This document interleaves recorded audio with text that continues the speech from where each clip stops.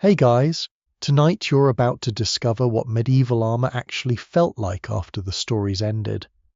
Not the glorious charge into battle, but the aching shoulders, the frozen fingers, the sweat trapped beneath layers of iron, and the slow misery of simply trying to sit down without injuring yourself. Medieval knights may have looked impressive, but honestly, most of them probably sounded like a cupboard falling down the stairs every time they moved. So, before we step into the cold torchlit world of castles, muddy roads, and sleepless watchtowers, take a moment to like the video and subscribe, but only if you genuinely enjoy these quiet medieval journeys with me. Now, settle in, lower the lights, and let's wander into the everyday pain of wearing medieval armor.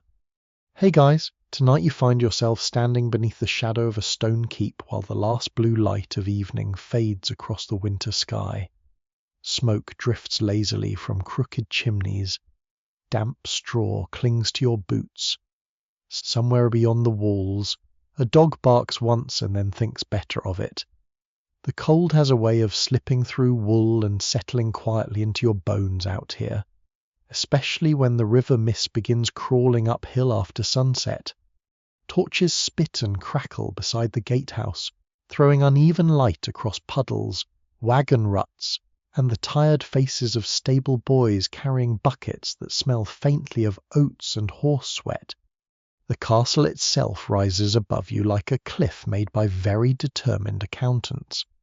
Medieval builders truly believed every staircase should feel like a personal insult. And as you stand there waiting in the yard with numb fingers tucked beneath your cloak, you begin realizing that medieval travel brochures really oversold this entire nightly lifestyle. You probably would not last a week out here, honestly.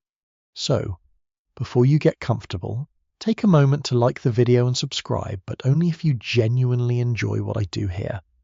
And while you settle in tonight, feel free to comment your location and local time. Somewhere out there, another listener is probably hearing distant rain against their own window, while you stand here beside a drafty medieval wall, trying not to think about how cold iron gets before dawn. Now, dim the lights. Maybe turn on a fan for that soft background hum, and let's ease into tonight's journey together. The courtyard smells of wet leather, horse dung, wood smoke, and boiled cabbage from the kitchens below the hall. A bell rings softly somewhere inside the monastery beyond the eastern wall. Not loud, just enough to remind everyone that time belongs first to God, second to the weather, and only very distantly to you. You're not a knight, not truly, though tonight you're expected to dress like one. That becomes obvious the moment the squires appear carrying pieces of armor in both arms like exhausted blacksmiths transporting small anvils uphill. One boy cannot be older than 14. His nose runs constantly from the cold. Another limps slightly, perhaps from a kick delivered by a horse or a master impatient with slow hands. No one asks. They lead you beneath a wooden awning beside the barracks where rushes cover the stone floor in damp yellow bundles. The rushes are supposed to absorb mud and spilled ale. Mostly they absorb older smells and preserve them for future generations. A lantern swings overhead while the first layer arrives, the padded garment beneath the armor. Thick, quilted, heavy already before anything metal touches your body. You slide your arms into it slowly. Immediately you begin sweating. This is the strange secret no wandering minstrel sings about. Armor does not begin with glorious steel. It begins with layers, endless medieval layers. Wool beneath linen, beneath quilted cloth, beneath leather straps, beneath iron rings, beneath plates. By the end you feel less like a heroic warrior and more like winter laundry tied together by an angry blacksmith.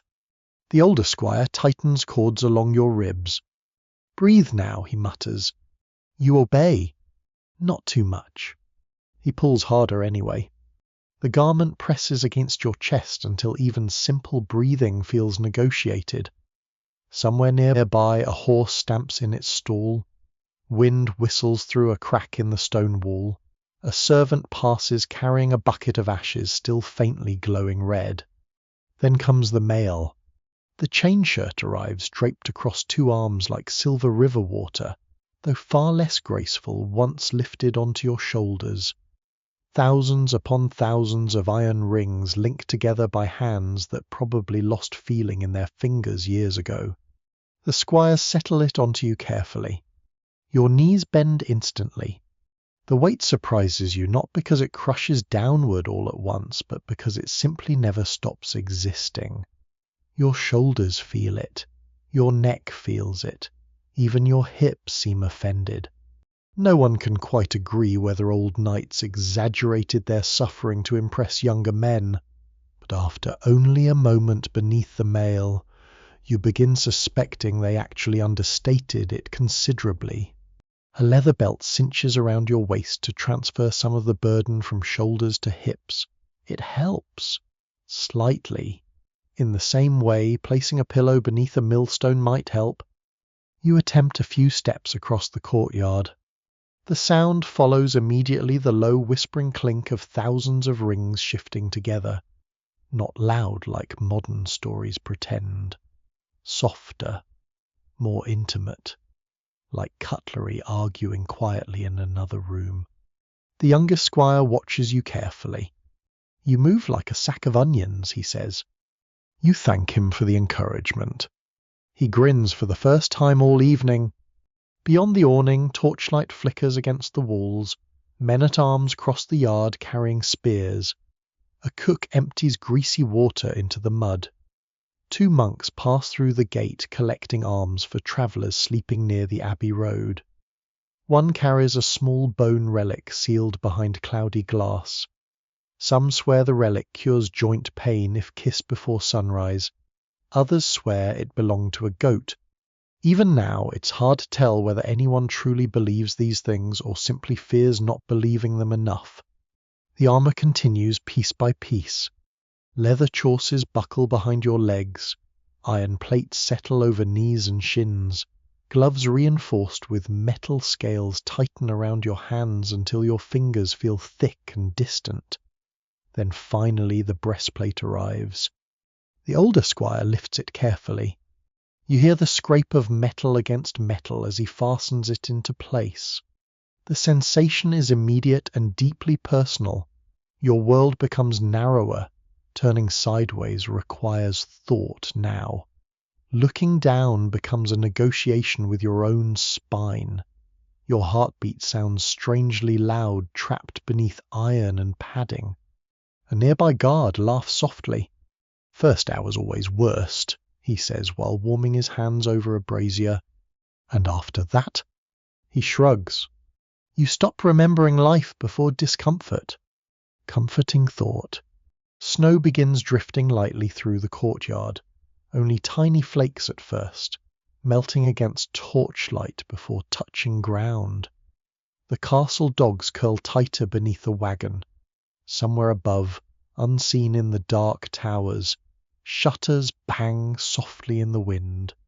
You remain standing because sitting down in armour has become a complicated engineering challenge. A bench waits nearby beside the stable wall. You attempt lowering yourself toward it carefully. Too quickly and the plates bite into your thighs.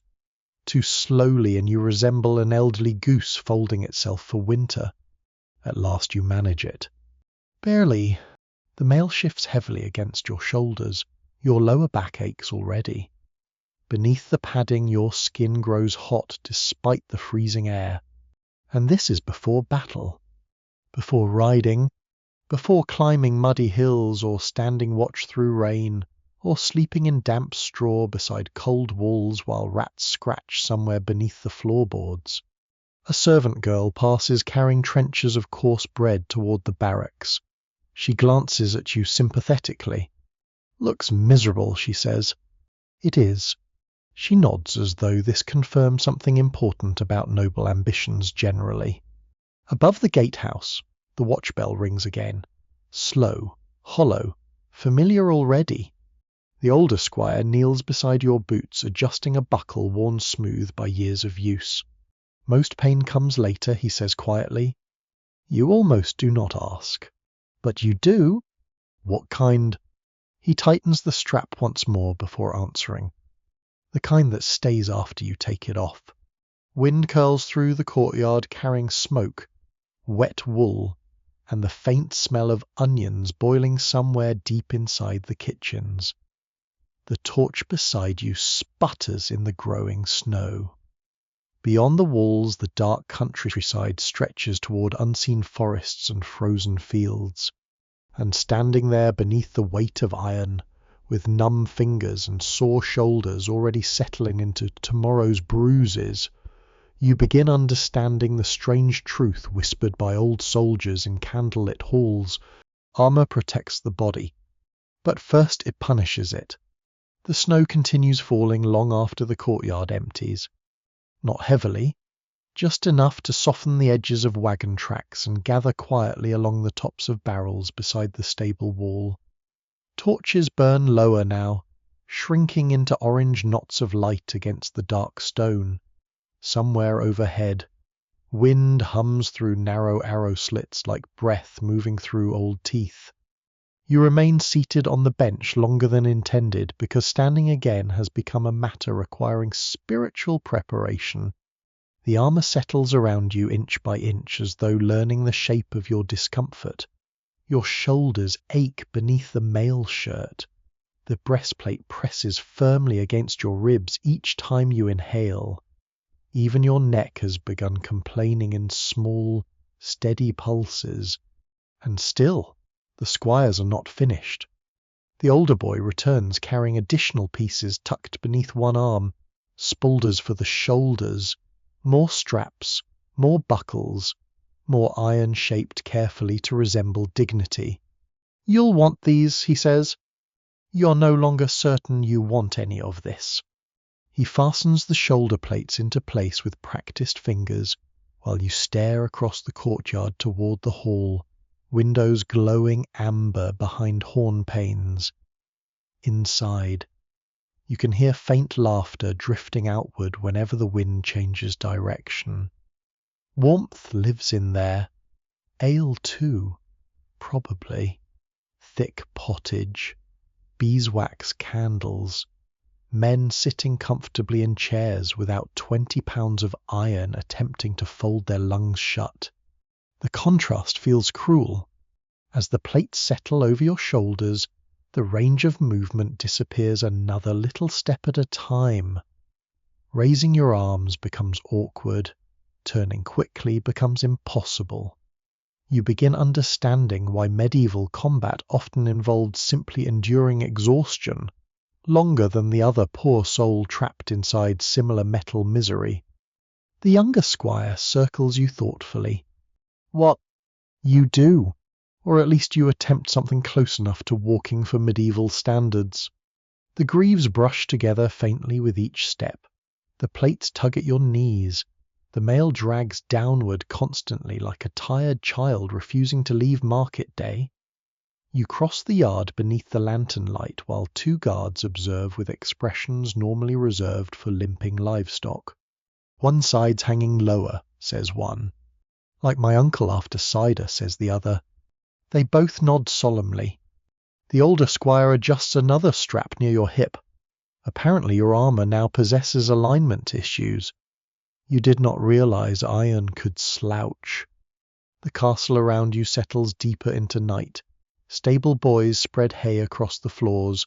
A kitchen servant scatters ashes over icy patches to keep people from breaking their necks before morning prayers. From somewhere beyond the inner wall comes the steady ringing of monastery bells marking the next hour.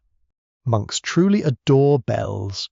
Medieval life is essentially organized panic interrupted every few hours by ringing.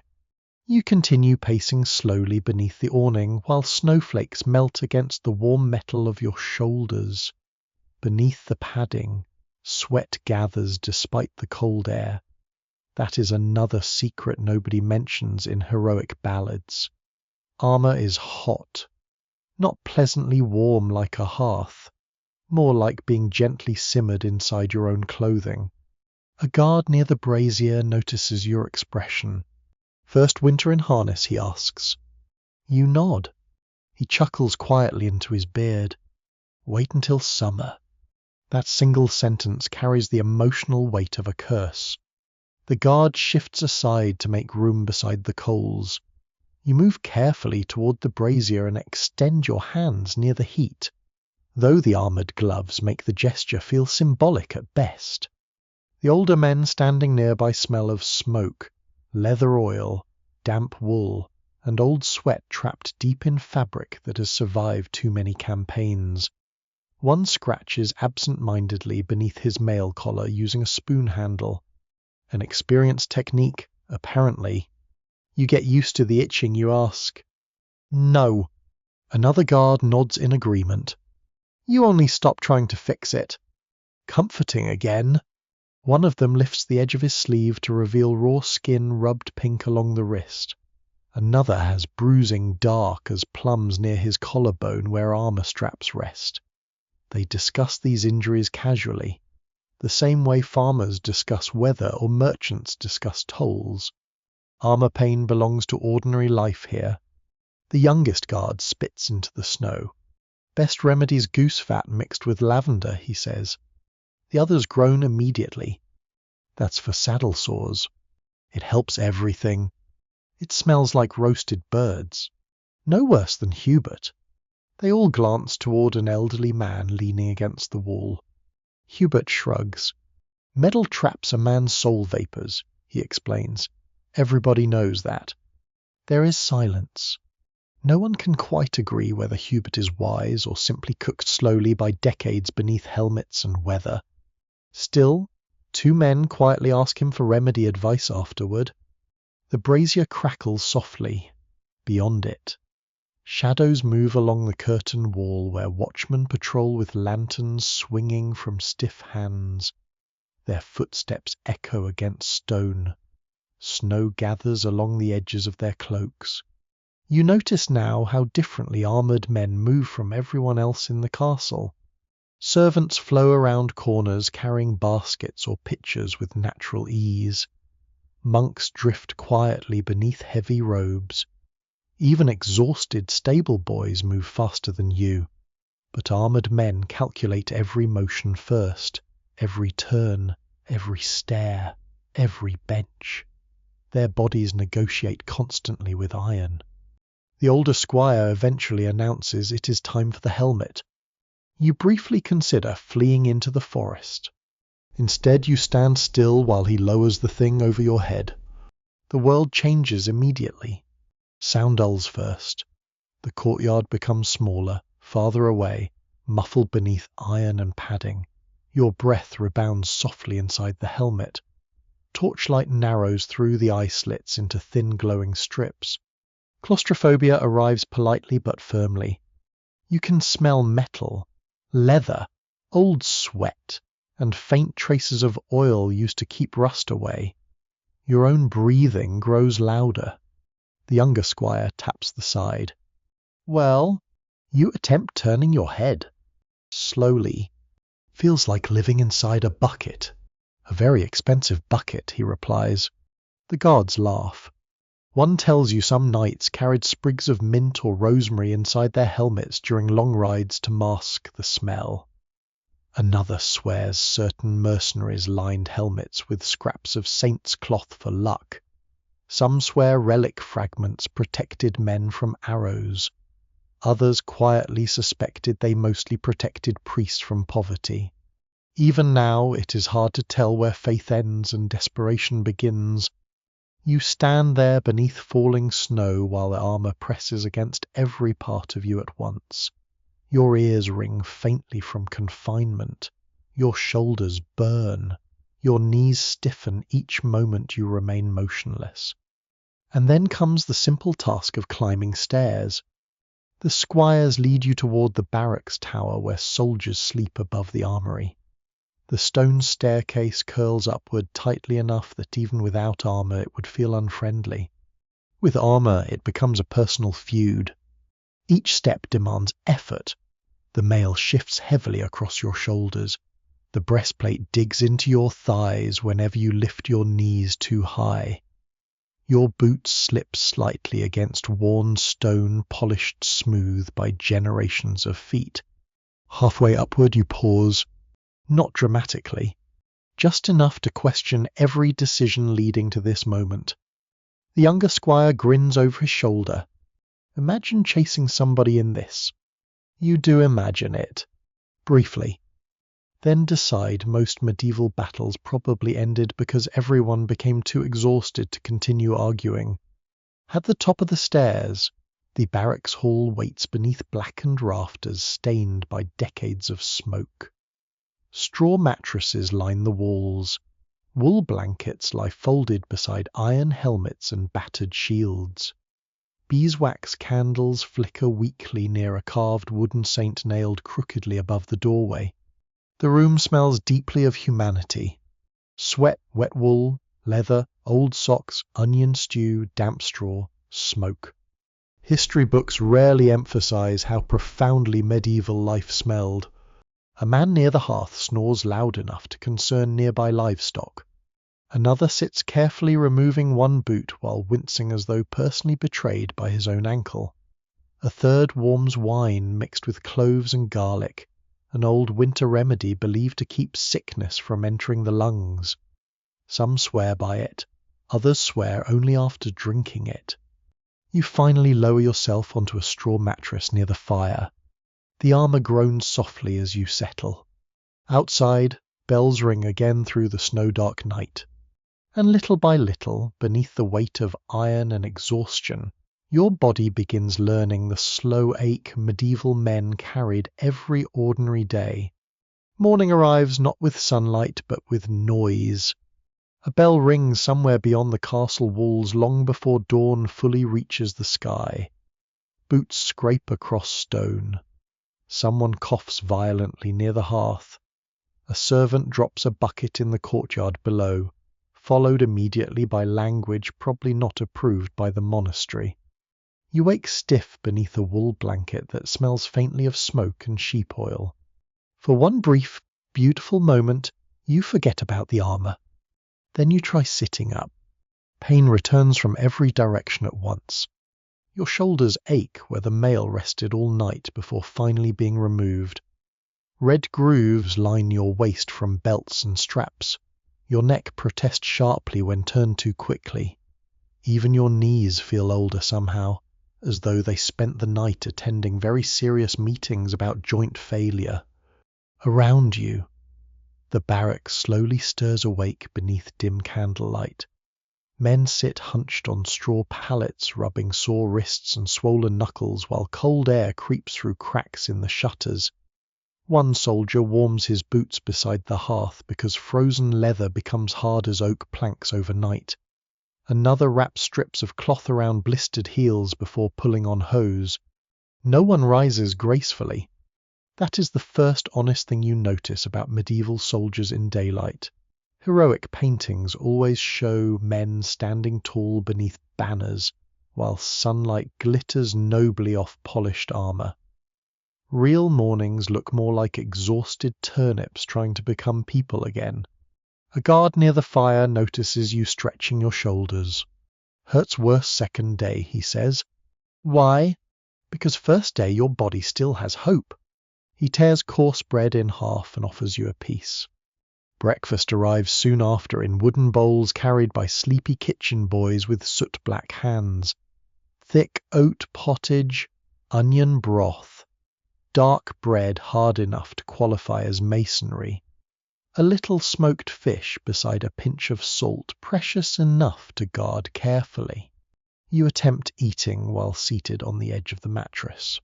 Even without armor fully on, your body moves cautiously now, already anticipating the weight returning soon.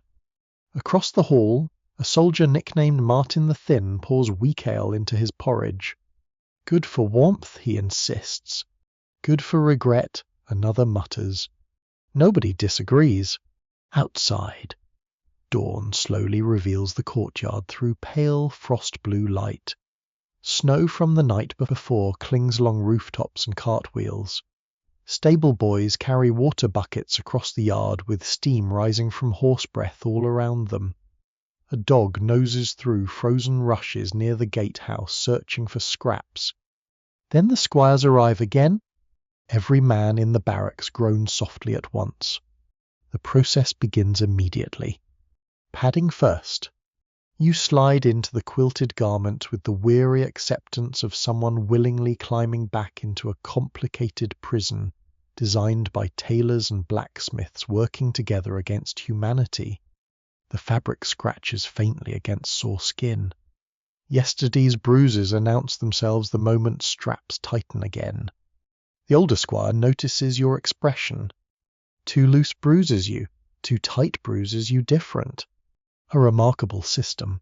He laces the garment firmly while another soldier nearby explains that some men stuff lamb's wool beneath pressure points to prevent rubbing during long marches. Others use rabbit fur.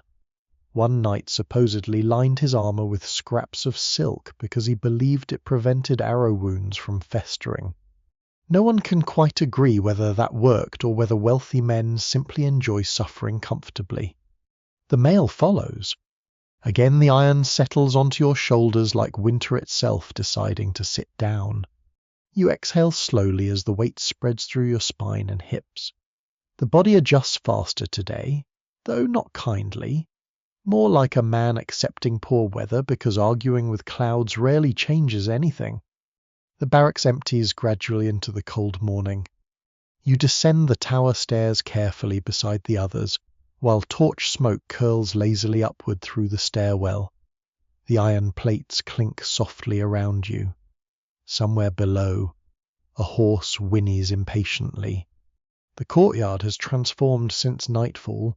Merchants arrive at the outer gate with carts full of winter onions, salted fish, and rough wool cloth. A woman carrying bundles of rosemary brushes past two guards arguing over missing gloves. Blackbirds pick through straw near the stables. Frost glitters along the stone walls beneath weak morning sunlight. And everywhere, movement feels harder in armor. Crossing the yard requires deliberate footing because frozen mud grips at your boots. Turning quickly risks slipping. Even ducking beneath a low beam near the armory becomes awkward once iron restricts your shoulders. You begin understanding why castle staircases are nightmares for armored men. The builders clearly hated knees.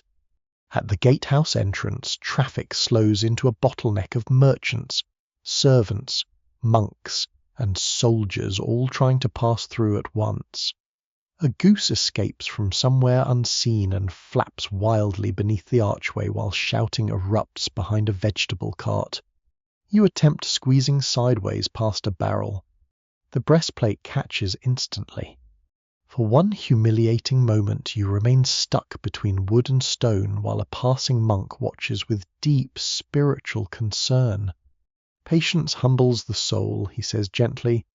Armor humbles the rest, mutters a guard behind you. Eventually you free yourself and continue beneath the gate tunnel where cold air smells of damp moss and horse dung. Iron-bound doors stand open toward the waking town beyond. The streets outside the castle are narrow ribbons of mud and melting snow packed between timber buildings leaning slightly toward one another like gossiping old women. Smoke drifts low from cook fires. Shopkeepers sweep slush from thresholds. A fishmonger arranges river trout across crushed ice, while shouting prices loud enough to challenge church bells. Walking through town in armor changes everything. Children stare openly. Dogs bark. People move aside more slowly than you expect because everyone assumes armored men can simply shove through obstacles. In truth, you're concentrating mostly on not falling into a cabbage cart. The plates around your thighs rub together with each step. Your shoulders already burn again beneath the mail. A strap near your ribs pinches every few breaths. And stairs remain your greatest enemy. At one point you climb 3 icy stone steps outside a cooper's shop and feel approximately 90 years old. The market square opens ahead, crowded with awnings and muddy boots. Merchants shout over one another, selling coarse bread. Beeswax candles, wool cloaks, smoked eel, garlic ropes, and tiny pilgrim badges shaped like saints' hands or crossed keys. A woman selling herbs beckons you closer.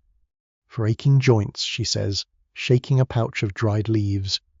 What's in it? Willow bark, sage, maybe blessings. Maybe... She shrugs. Depends who boiled it.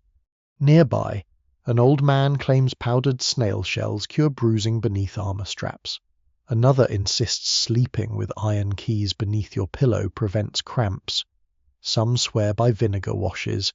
Others trust goose grease, onion poultices, or charms carved with saints' names. Even now, it's hard to tell whether medieval remedies work through medicine, faith, or sheer stubbornness. You pause near a baker's stall where warm steam escapes into the freezing air, carrying the smell of rye bread and honey cakes. The scent alone nearly convinces you civilization might survive winter after all. Then a passing cartwheel splashes icy mud directly onto your greaves. The driver barely apologizes. Armor, you realize, turns a person into a walking target for dirt. The castle bell rings once again above the rooftops. Around you, the town continues its slow winter rhythm. Merchants bargaining beneath wool hoods, monks crossing muddy lanes with robes tucked high, chimney smoke drifting against grey skies, distant ravens circling beyond the walls, and beneath all of it, hidden under layers of iron and quilted cloth, your body carries the steady growing ache of simply existing inside medieval armor, another ordinary day. By midday, the cold begins retreating from the town streets, leaving behind something arguably worse. Mud. Not dramatic mud. Not battlefield mud swallowing horses whole like wandering storytellers, a door describing beside tavern fires. This is ordinary medieval mud, the kind produced naturally when snow melts into wagon ruts. Cabbage leaves, horse droppings, spilled ale, fish scales, and several centuries of questionable drainage decisions. And you're walking directly through it in full armor. Each step pulls faintly at your boots. The plates around your knees drag heavier now, caked with wet filth gathered from half the streets in town. The mail beneath your arms rubs steadily against damp padding until your skin burns beneath the fabric. You've reached the stage where even standing still feels physically ambitious. The market square remains crowded despite the slush. Housewives haggle over onions. Pilgrims warm hands around chestnut braziers. A tooth puller advertises his services beside a barrel of cloudy wine, which seems medically suspicious from every angle. Above it all hangs the smell of smoke, wet wool, frying onions, manure, and river fish. A nearby church bell tolls noon. The sound rolls softly across rooftops while townsfolk pause briefly to cross themselves. Even the fishmonger mutters a prayer before returning immediately to cheating a customer over eel weights. Some habits survive all spiritual reflection. You make your way toward an alehouse near the western wall, partly because your legs ache and partly because the older guard from the barracks insisted the place serves drinkable stew, which in medieval terms counts as extravagant praise. The alehouse crouches beside the street beneath a sagging timber roof darkened by years of rain and chimney soot. A wooden sign creaks overhead showing a faded painted boar that now resembles an angry potato. Inside, warmth hits immediately. Not clean warmth, dense warmth, the kind made from too many bodies, damp cloaks, smoke-black rafters, and a fire fed constant with whatever wood the owner can afford to burn. Rushes cover the floor beneath scattered nutshells and muddy footprints. Beeswax candles flicker against uneven plaster walls, while somewhere near the back a dog snores beneath the bench. You duck instinctively, entering through the low doorway. The helmet bangs the frame anyway. Several men glance over. One raises his cup in sympathy. You remove the helmet carefully and discover fresh air tastes almost miraculous. A serving woman approaches carrying trenchers stacked beneath one arm. Her sleeves are rolled high from washing dishes in cold water. She eyes your armor knowingly. "Sit while you still can," she says. Wise advice. You approach a bench near the hearth with all the grace of a collapsing siege tower. Sitting in armor remains difficult, though today you manage it with slightly less panic than yesterday. The breastplate presses into your stomach the moment you lean forward. Eating soon becomes another challenge entirely. The serving woman places before you a bowl of thick pottage filled with barley, onions, and small mysterious pieces of meat no one asks questions about after the second spoonful. Beside it rests coarse bread and weak ale cloudy as river water. You attempt reaching for the spoon. The armored gloves disagree with the entire concept. Eventually you remove one gauntlet using your teeth, which feels deeply undignified for someone dressed like a warrior. A grey-bearded man at the next table watches with amusement. Knights spend fortunes learning swordplay, he says, then lose battles against soup. His companions laugh softly into their cups. One of them lifts his sleeve, revealing a faded scar near the wrist. Armor's worst at meals, he says, or latrines. Everyone nods with the weary agreement of men sharing ancient trauma. You wisely avoid further questions. Near the hearth, a travelling peddler spreads small goods across a cloth-bone combs, prayer beads, sewing needles, tiny charms shaped like saints' feet, and packets of dried herbs tied with string. A woman beside him claims carrying juniper berries inside armor wards off exhaustion. Another swears copper coins sewn into padding prevent cramps during long rides. No one can quite agree whether these remedies help or merely smell interesting after several hours of sweating. The fire crackles softly. Outside the shuttered windows, snowmelt drips steadily from rooftops into muddy streets below. You can hear wagon wheels grinding through slush beyond the walls. Somewhere farther off, monastery bells ring once more through the grey afternoon. Time in the medieval world arrives mostly through bells, weather, and hunger. You continue eating slowly while heat from the hearth turns the inside of your armor almost unbearable. Sweat gathers beneath the padded layers again. Your back itches fiercely somewhere unreachable beneath mail and straps. This becomes its own special torture. The grey-bearded man notices you twisting awkwardly. Use a stick, he advises. A stick. He gestures toward the firewood pile. Best scratching tool God ever made. You stare at him. He stares back with absolute seriousness. Moments later, you're discreetly attempting to scratch your back using a thin piece of kindling beneath the mail collar, while pretending this is a perfectly respectable activity. Medieval dignity survives mainly through mutual silence. The alehouse door bursts open suddenly with a gust of cold wind, and two guards stomp inside, shaking snowmelt from their cloaks.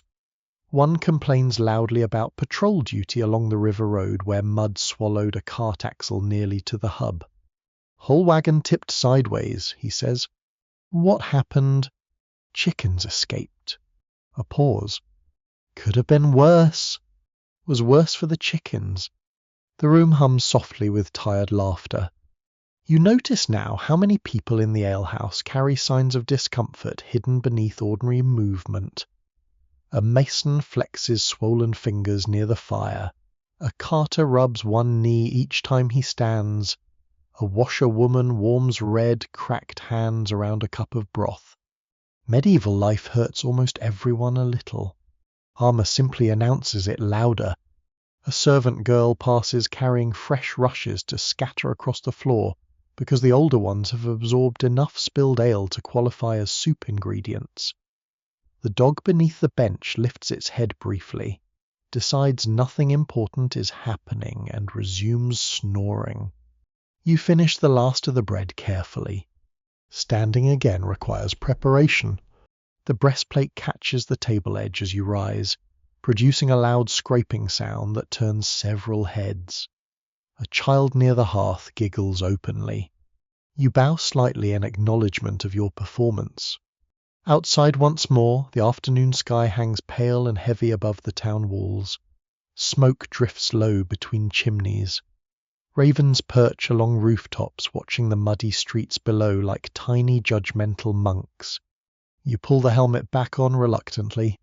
Immediately the world narrows again into iron-edge vision and warm stale breath. As you begin the slow walk back toward the castle gate, your shoulders ache beneath the mail with a deep, steady soreness now impossible to ignore. Your hips burn where straps rub against damp fabric. Every step through slush feels heavier than the last. And still, the day is only half finished.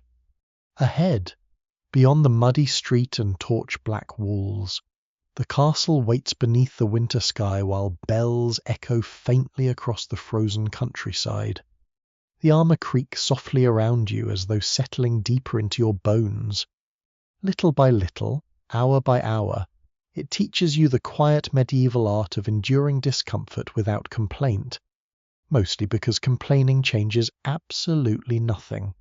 By late afternoon, the castle road beyond the western gate has become a ribbon of grey slush, winding through frozen fields and bare winter hedges. You ride because walking farther in armour would likely qualify as punishment under several church laws. Even so, riding introduces entirely new forms of suffering. The horse beneath you is patient, broad-backed, and unimpressed by human discomfort. Steam rises from its nostrils into the cold air while its hooves sink steadily through mud hardened at the edges by frost. Leather harness creaks softly with each step. Somewhere ahead, wagon wheels rattle over frozen ruts, and every movement of the saddle sends fresh pain upward through your spine. No one warned you properly about this part. Stories always describe knights charging gloriously across hills beneath banners snapping in sunlight. They rarely mention the hours beforehand spent waddling painfully into saddles, while trying not to crush sensitive areas designed by nature with entirely different expectations for daily life. The older guard riding beside you notices your expression. You'll go numb eventually. That does not sound reassuring. It's better than feeling it. Fair point, unfortunately. The road curves past a cluster of cottages roofed with damp straw that glitters faintly beneath melting snow. Smoke curls lazily from low chimneys. Children pause beside a frozen ditch to stare as your little mounted group passes. One boy raises a wooden stick like a sword and nearly falls backward into the mud immediately. An accurate introduction to military life. Beyond the cottages stretch winter fields striped with frost and old plough lines now sleeping beneath pale grass. Crows peck at the earth where turnips were harvested weeks ago. A distant windmill turns lazily against the grey sky. The armour shifts constantly while riding. Mail drags heavily across your shoulders with every bounce of the horse. The breastplate presses against your ribs whenever the saddle jolts through deep ruts. Your thighs ache beneath layered cloth and steel. Worse still, sweat trapped beneath the padding cools rapidly whenever wind cuts across the open fields. Cold and heat alternate endlessly beneath armour, like two unpleasant landlords arguing over ownership of your body. The guards ride quietly for a while. Hooves squelch through mud. Harness buckles clink softly. Ravens circle overhead near the tree line where the forest begins thickening beside the road. Eventually, the youngest guard clears his throat. Know what causes saddle sores? You hesitate. Riding. Demons. The others groan immediately. Not this again, mutters the older guard. The youngest shrugs defensively. My grandmother swore little marsh spirits pinch riders through the saddle if they travel on saint days. Your grandmother also believed onions cure lightning strikes. She lived to 70, out of spite. The conversation fades beneath soft laughter and the steady rhythm of hooves. No one can quite agree whether medieval people truly believe these superstitions or simply enjoy having explanations for misery beyond life is difficult, and horses are terrible. The road narrows as it approaches the forest. Tall pines rise dark against the fading afternoon light. Bare branches creak softly overhead, while patches of old snow linger beneath the trees untouched by weak winter sun. The air smells sharper here. Pine resin, wet bark, cold earth, and underneath everything, horse sweat and damp iron. You shift painfully in the saddle again. That was a mistake. A strap beneath your left arm twists suddenly, pinching skin already rubbed raw from hours of movement. You suck in a breath. The older guard notices. Chafing. You nod. Lanolin helps. What's lanolin? Sheep grease. You stare at him. He shrugs. You stop caring after enough pain. This appears to summarize most medieval medicine.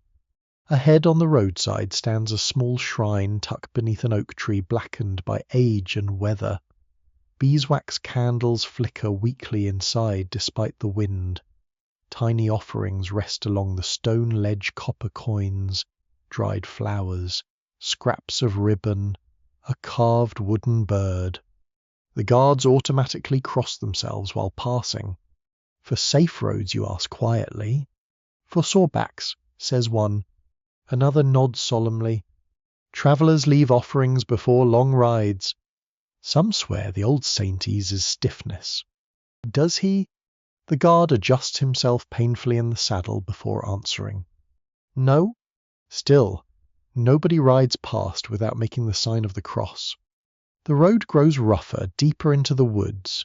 Tree roots bulge beneath mud and frozen puddles. The horses pick their way carefully through narrow stretches where wagon wheels have carved trenches into the earth. Each jolt rattles your armor. Your teeth click together once particularly hard.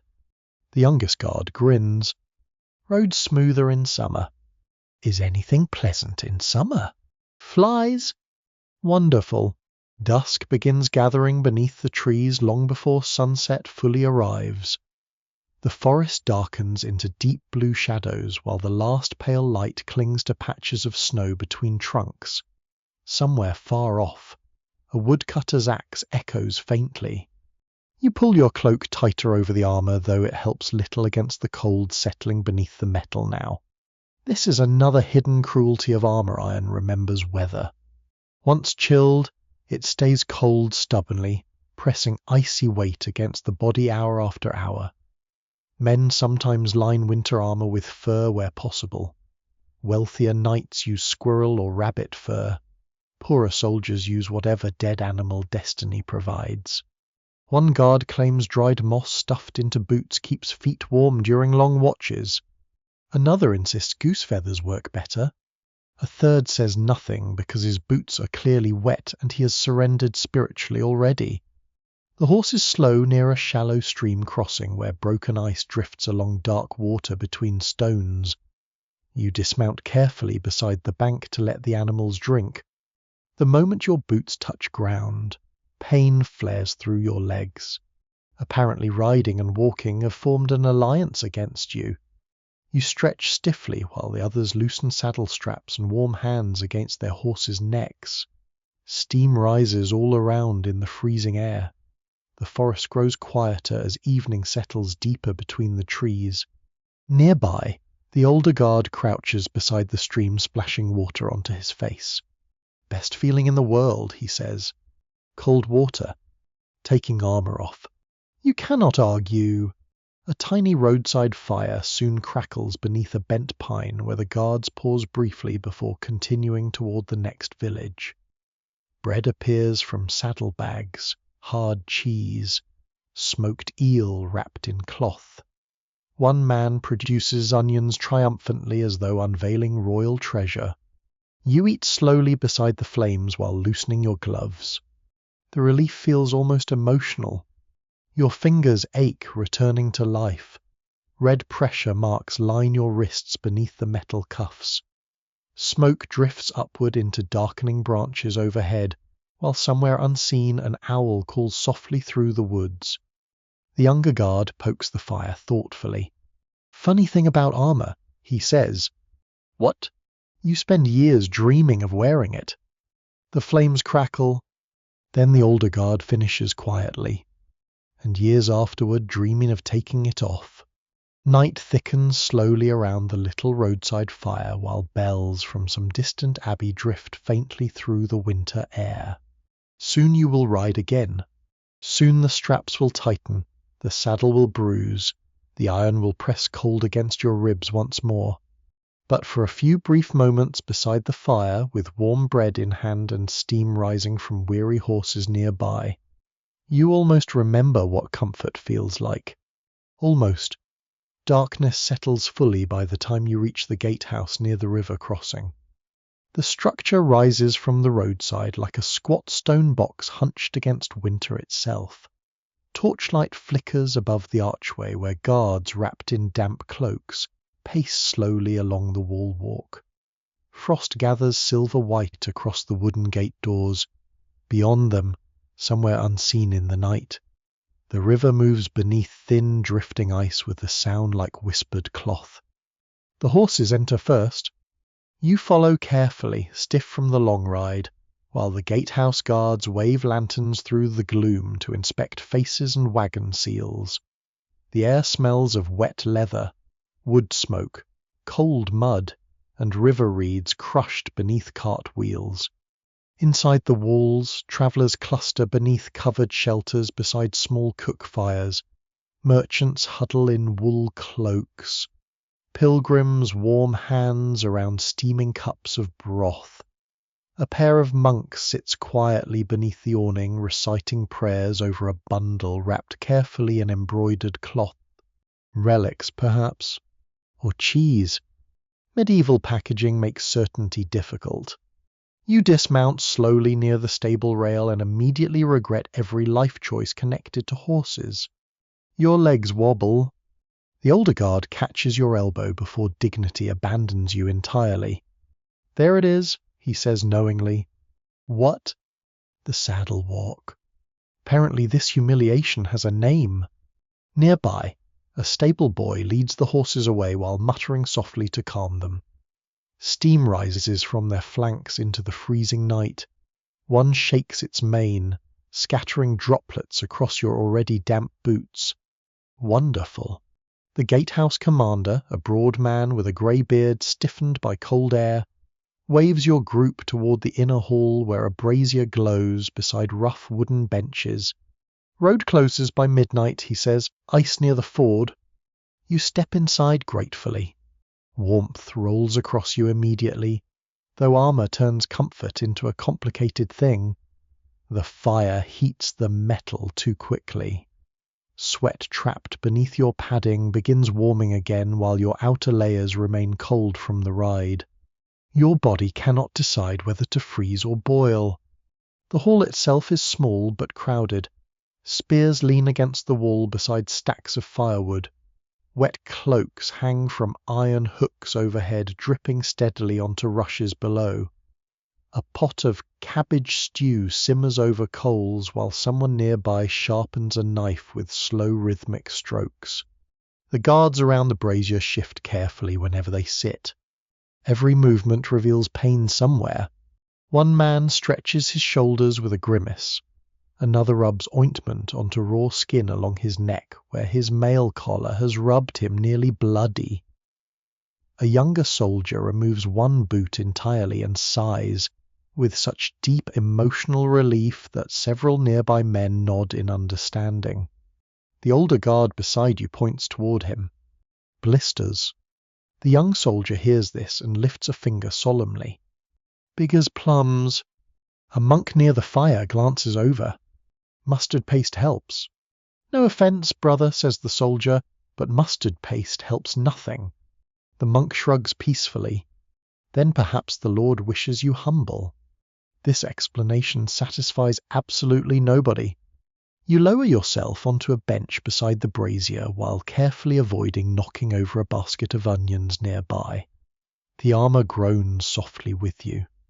Across the hall, two travellers argue quietly about whether sleeping near iron protects a man from evil spirits. One insists demons dislike forged metal. The other claims iron merely attracts lightning and disappointment. No one can quite agree which is more dangerous. A serving woman ladles thick stew into wooden bowls and passes them around the hall. Cabbage, onions, barley, and scraps of salted pork float together beneath steam, carrying the smell of herbs and smoke. You remove your gloves again with considerable effort. The skin beneath is pale and wrinkled from sweat despite the winter cold. Red marks circle your wrists where straps pressed during the ride. The grey-bearded commander notices. "Always dry your hands proper," he says. One winter patrol and the skin splits like old parchment. He holds up his own fingers. The knuckles are scarred and cracked from years of cold weather beneath leather and iron. "Some men rub goose fat into the skin before patrols," he continues. "Does it help?" "Not really." A pause. "But you smell festive." Soft laughter circles the fire. Outside, wind rattles the gate timbers, somewhere above. Footsteps creak along the wall walk while a watchman coughs into the darkness. Snow begins falling again lightly, tapping against the shutters in tiny uneven bursts. You eat slowly beside the brazier while heat seeps awkwardly through layers of armor and damp cloth. Nearby, one guard carefully oils rust spots from his mail using a rag blackened with grease. "Miss one wet night," he mutters, and the whole shirt starts rotting. Armor, you realize, demands constant care even while actively ruining your spine. The younger guard from your group stretches his legs toward the fire. "My uncle used vinegar washes on his mail," he says. "Your uncle also fought a windmill once," replies another. "He thought it was bandits." "In fairness," says the monk quietly, "the windmill won." The hall hums softly with tired amusement. You notice now how often soldiers touch their armor absent-mindedly throughout the evening, adjusting straps, loosening collars, rubbing pressure points beneath padding, small constant negotiations between flesh and iron. One older man removes his helmet and reveals thinning hair flattened oddly from years of use. "Helmet head," he says sadly. A younger soldier crosses himself. "Saints preserve us." The old man points toward a shelf near the hearth where bundles of dried herbs hang from ceiling beams. Lavender for sleep, comfrey for bruises, as sage for swelling. He taps his chest plate, and wine for everything else. That remedy at least appears widely trusted. The brazier glows lower as the evening deepens. Travellers settle beneath wool blankets along the walls. A merchant snores gently beside stacked barrels of salted herring. One monk quietly copies prayers into a tiny leather-bound book by candlelight, his fingers stained dark with ink. The smell of wet wool fills the hall. You begin noticing bruises blooming slowly beneath your armor now, tender spots along the ribs, aching hips from the saddle. Shoulders sore enough that even resting against the bench feels unpleasant. And still the armor remains on, because removing everything only to buckle it all back before dawn becomes its own exhausting labor. Some guards sleep half-armored for that reason alone. A watch bell rings outside beyond the shuttered windows. Slow, heavy, comfortingly distant. The older guard beside you yawns and begins loosening his sword belt. "Know the worst pain?" he asks suddenly. You shake your head. Not the bruises, not the straps. He flexes stiff fingers near the fire. It's waking before dawn, knowing you must put it all back on again. Silence settles briefly around the brazier. Nobody disagrees. Beyond the gatehouse walls, The river moves dark beneath falling snow while distant monastery bells drift faintly through the freezing countryside. The fire crackles lower. Wet cloaks steam gently near the hearth. Men pull blankets tighter around sore shoulders. And beneath layers of quilted cloth, leather, and iron, your body slowly absorbs another lesson medieval life teaches without mercy. Armor never truly stops hurting. You simply grow quieter about it. Morning inside the gatehouse arrives grey and damp. The fire has burned low during the night, leaving behind red coals beneath a blanket of ash. Smoke hangs lazily beneath the rafters where it mingles with the smell of wet wool, stale stew, muddy boots, and too many sleeping bodies gathered close against winter cold. You wake slowly beneath a coarse blanket with one arm numb beneath your side. For several peaceful heartbeats, you almost feel rested. Then you attempt standing. Every bruise from yesterday's ride returns immediately, lined up politely to reintroduce themselves. Around the hall, other travellers stir awake in similar misery. A merchant stretches his back and groans softly enough to concern nearby livestock. One guard sits motionless, staring at his boots as though hoping they might walk away on their own. The monk who copied prayers by candlelight now warms his hands around a steaming cup while quietly reciting morning psalms. Outside, someone shouts at a mule. The mule appears unconvinced by authority. The armor lies nearby where you loosened only part of it during the night. Breastplate resting against the bench. Helmet beside your boots. Mail still draped heavily across your shoulders because removing it entirely felt too exhausting after the ride. Now comes the terrible part, putting everything back properly. The younger guard from yesterday notices your expression while tightening his own straps. Feels heavier every morning. Does it actually get heavier? No. He pauses thoughtfully. But your spirit does. Wonderful. You pull the padded garment tight once more over sore skin already rubbed tender from days beneath armor. The fabric feels cold and faintly damp where sweat never fully dried overnight. Then comes the mail again. The familiar crushing weight settles across your shoulders. Your knees flex instinctively. A nearby traveller watches with fascination. Never worn armor myself, he says. Keep succeeding at that. The man laughs softly into his beard. Breakfast arrives in thick wooden bowls, barley porridge, stale bread softened with broth, and weak ale because medieval people apparently believed hydration should always contain at least slight disappointment. You sit carefully beside the wall while eating. The breastplate presses against your stomach whenever you lean too far forward.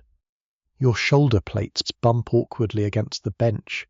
Even lifting the spoon becomes mildly irritating inside armoured sleeves. Across the hall, two merchants argue over road tolls while stuffing cheese into satchels. One claims a nearby lord now taxes carts according to wheel width. The other insists the measurement changes depending on how drunk the toll collector feels. Entire economies once operated this way. Outside the gatehouse, the day has turned brighter, though no warmer. Thin winter sunlight glints across muddy ruts frozen hard overnight. Frost clings to wagon wheels. Smoke rises from travellers' fires in pale, twisting columns against the morning sky. And already the road toward the market town beyond the river fills with movement. You join the stream slowly. Merchants creak past with wagons loaded high beneath canvas covers. Pilgrims wrapped in patched cloaks shuffle beside the roadside carrying walking staffs decorated with tiny St. badges. Farmers lead sheep through the mud while muttering apologies to everyone forced aside by the animals. Your armor feels particularly stiff this morning. The leather straps have tightened slightly in the cold. The mail hangs heavier after yesterday's damp ride. Beneath your left shoulder blade, one spot burns steadily where metal rubbed the skin raw. No one can quite agree whether medieval armor was designed by engineers or by men deeply offended by the human spine. The road eventually widens toward a market settlement clustered around a square stone church and a ring of timber shops.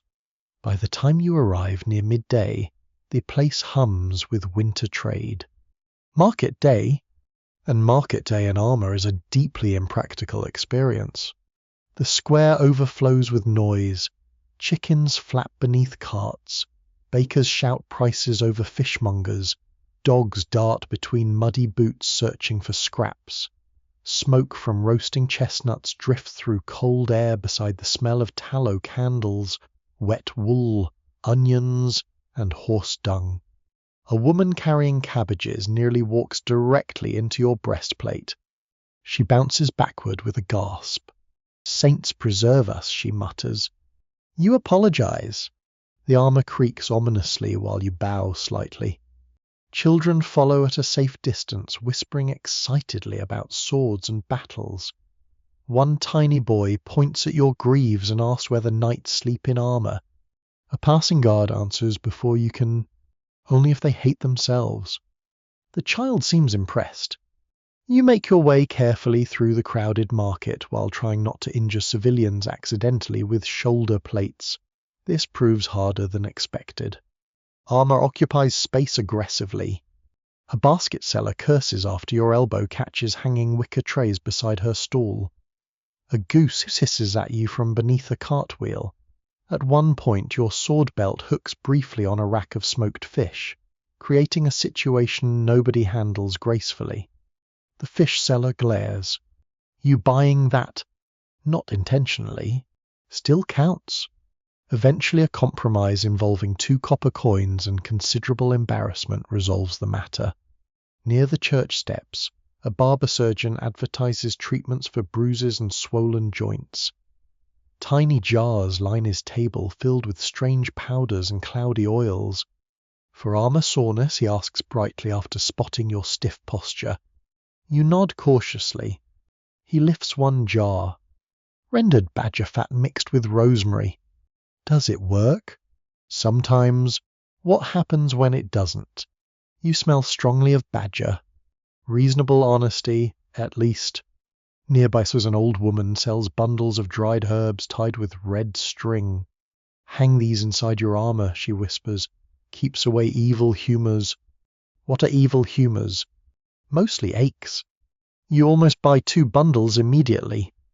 The church bell rings above the square, echoing across the rooftops while pigeons burst upward from the tower in a cloud of wings. For a moment the whole market slows. Heads bow. Crosses are made. Even the shouting fish seller mutters a prayer. Then everyone resumes arguing over turnip prices. Medieval devotion and commerce coexist remarkably well. You pause beside a brazier where travellers warm hands over glowing coals. The heat feels wonderful against frozen gloves, but terrible against the metal plates already trapping warmth beneath your armor. Sweat begins gathering again along your back despite the freezing air. This cycle never ends. Cold outside, heat inside, damp everywhere. The younger guard beside you scratches awkwardly beneath his collar, using the handle of a spoon borrowed from a nearby stew cellar. Best invention in Christendom, he sighs. The stew seller frowns. That goes in mouths. Not anymore. The square erupts in tired laughter. Above the market roofs, clouds drift slowly across pale winter sunlight while ravens circle near the church tower. Wagons creak. Bells ring faintly from distant monasteries beyond the fields. Smoke curls upward from cook fires and blacksmith forges alike. And through all of it, beneath layers of quilted cloth and iron plates, your body carries the steady, dull ache of armor through another ordinary medieval day. Not battle, not glory, just the endless, exhausting work of moving, standing, eating, sitting, sweating, freezing, and enduring inside iron built to protect you by making comfort almost impossible. By evening, The monastery rises from the edge of the countryside like something carved directly from the winter fog. Its stone walls glow pale beneath the last dim light of sunset. Narrow windows shine softly with candlelight. Beyond the gate, bare apple trees stand motionless in the cold, while thin smoke drifts upward from kitchen chimneys into a sky already deepening toward blue-grey darkness. After the chaos of the market road, the silence feels almost unnatural. Not complete silence, of course. Medieval monasteries are never truly quiet. Bells ring, doors creak, sandals whisper across stone floors. Somewhere a distant choir practices evening prayers badly enough to concern heaven itself. But the noise here moves gently. You and the guards arrive stiff from another long day riding muddy roads through freezing wind. Your shoulders burn beneath the mail. The raw patch near your shoulder blade now feels like someone secretly attached a small cooking fire beneath the armor.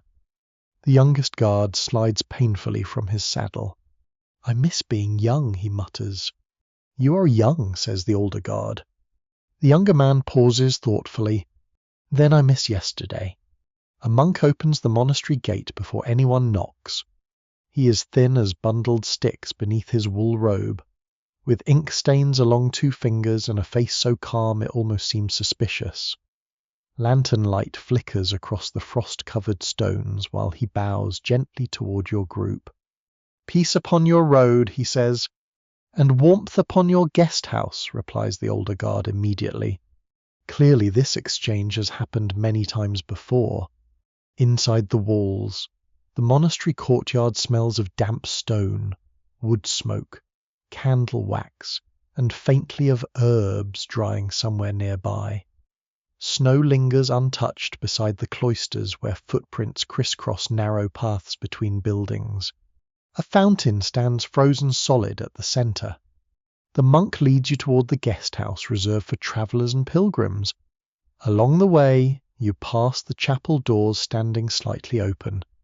Warm golden light spills across the courtyard stones while low, chanting hums softly inside. For a moment, even the armor feels quieter. The guest house itself is simple but welcoming after the road. Thick oak beams cross the ceiling overhead.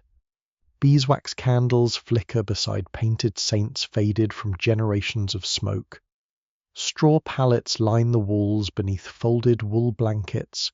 Near the hearth, a kettle simmers with something herbal and bitter enough to smell medicinal from several steps away.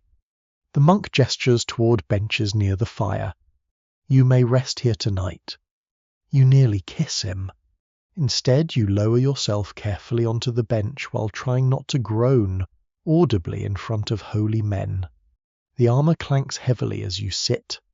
Several monks glance over sympathetically. Apparently, even monasteries recognize the posture of a man losing an argument with his own equipment. One elderly brother approaches carrying a small clay jar. For bruising, he says, "What is it?" "Comfrey, goose fat, vinegar, and prayers." "How many prayers?" "Depends how badly you fell." The younger guard immediately reaches for the jar.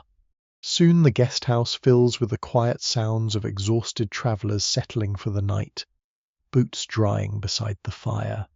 Cloaks dripping melted snow onto rushes. Wooden bowls clattering softly during supper preparations. The monks serve a humble meal lentil broth, coarse bread, soft cheese, and dried apples from autumn stores. No meat tonight. Monastery rules. The younger guard stares mournfully into his soup. "Feels sinful somehow," he whispers. A monk nearby smiles faintly. "That means it is probably good for you." You remove your gloves slowly beside the hearth and hold aching hands toward the flames. The relief spreads through stiff fingers like warmth returning to abandoned rooms. Across from you, the older guard has loosened his mail collar enough to expose dark bruising along his neck and shoulders. "From the saddle, you ask?" "From existing." "Fair answer." One of the monks kneels nearby, grinding herbs with a stone mortar. The room fills gradually with sharp green smells, rosemary, sage, lavender, and something bitter you cannot identify. What's that one, you ask? He lifts a dried bundle. Yarrow. What does it cure? The monk thinks carefully. Mostly disappointment. You suspect he has spent many years caring for travellers. Outside, bells ring for evening prayers.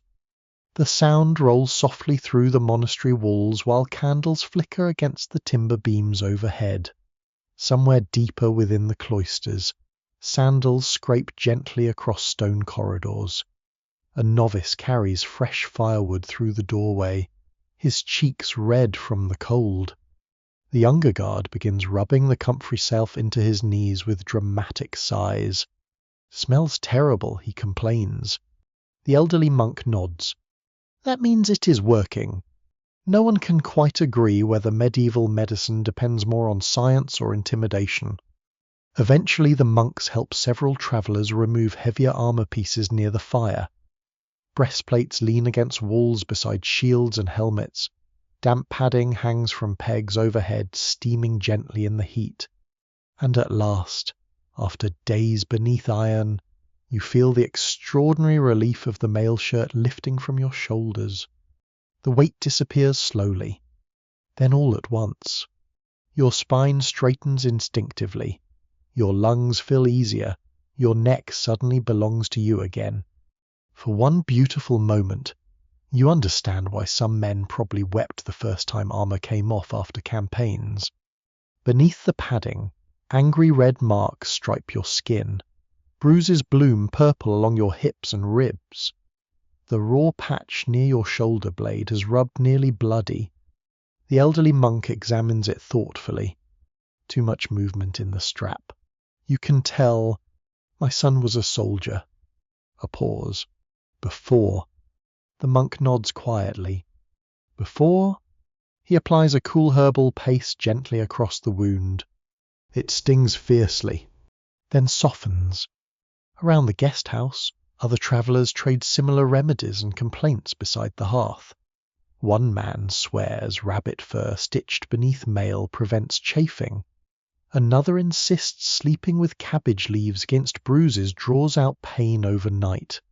A pilgrim woman claims St. Erasmus protects sore feet if his prayer is spoken backward. Even now, it is hard to tell where healing ends and hope begins. The fire burns lower as night deepens beyond the monastery walls. Snow taps softly against shuttered windows. Somewhere in the cloisters, monks continue chanting prayers beneath candlelight while ink-stained scribes copy sacred texts into silence. You settle slowly onto a straw pallet near the warmth of the hearth. Without armour, your body feels strangely light and strangely vulnerable at the same time.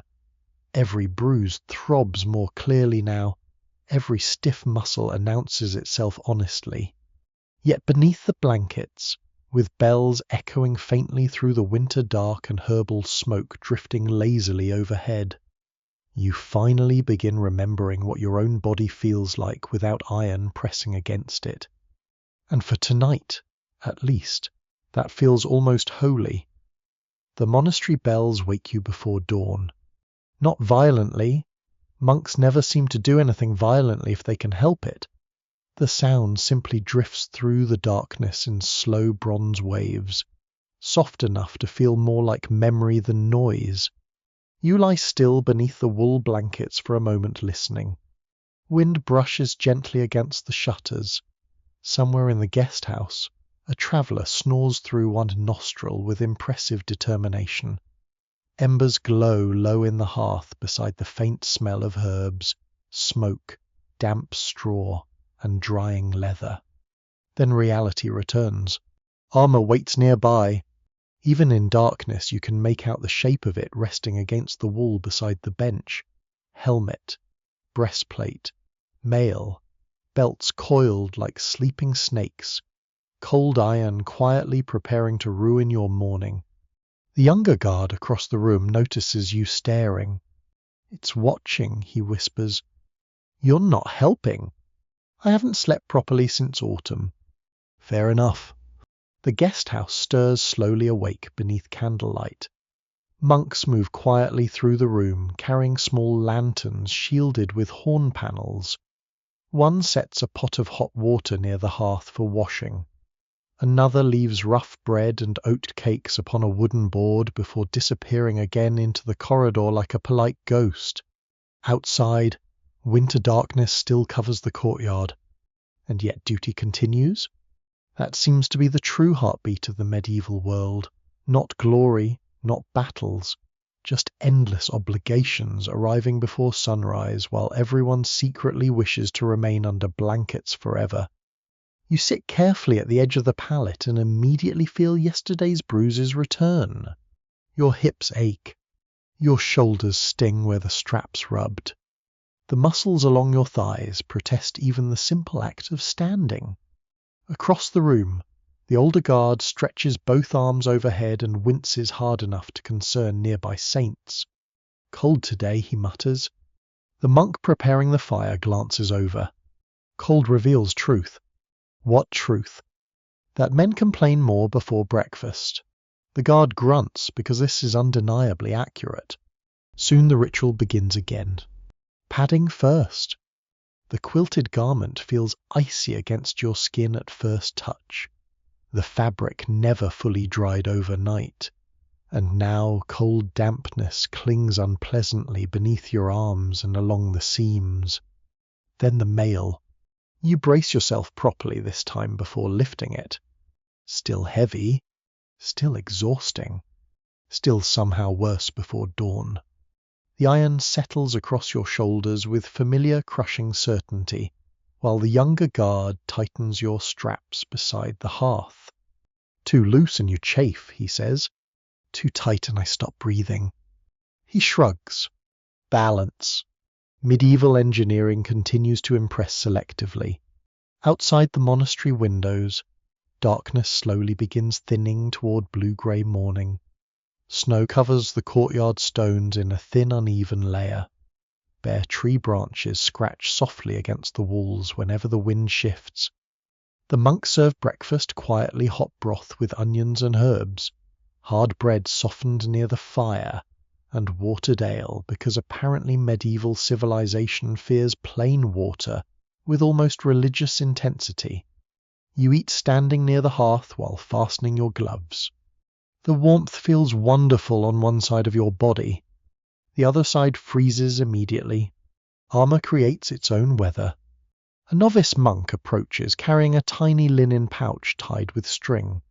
For your shoulders, he says shyly. You open it carefully. Lavender. Does it help? My grandmother swore it kept pain from settling in the bones. The older guard overhears. My grandmother swore crows predicted toothaches. The novice thinks about this. Did they? No, says the guard, but the crows looked very confident. Outside, the courtyard has grown pale with early morning light. Frost clings to the well rope beside the frozen fountain. Breath steams from travellers and horses alike. Somewhere beyond the monastery wall, a rooster attempts optimism against overwhelming evidence.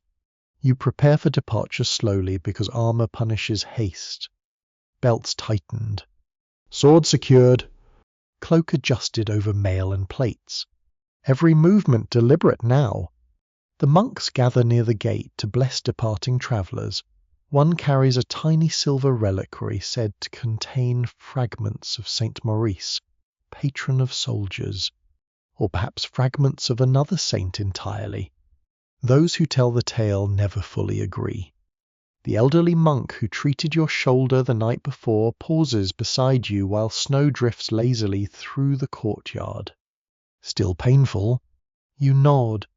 He presses another small bundle of herbs into your hand. Boil these in water tonight. What are they? Willow bark, sage, a little mint.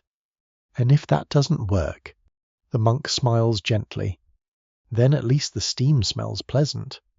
A remarkably honest medical philosophy. Soon the monastery gates creak open toward the dark road beyond. You mount again with considerably less grace than hoped for. Your legs ache immediately from the saddle. The armor shifts and settles around you once more like an unwelcome second skeleton. The younger guard groans while climbing onto his horse. I think my knees are making sounds. That happens. No, I mean new sounds. The road beyond the monastery winds through low hills and frozen woodland where mist hangs pale between bare trees. Dawn spreads slowly across the countryside, revealing fields striped white with frost and narrow streams edged by thin ice. For a while, nobody speaks much. The world feels too quiet for conversation. Hooves crunch softly over frozen mud.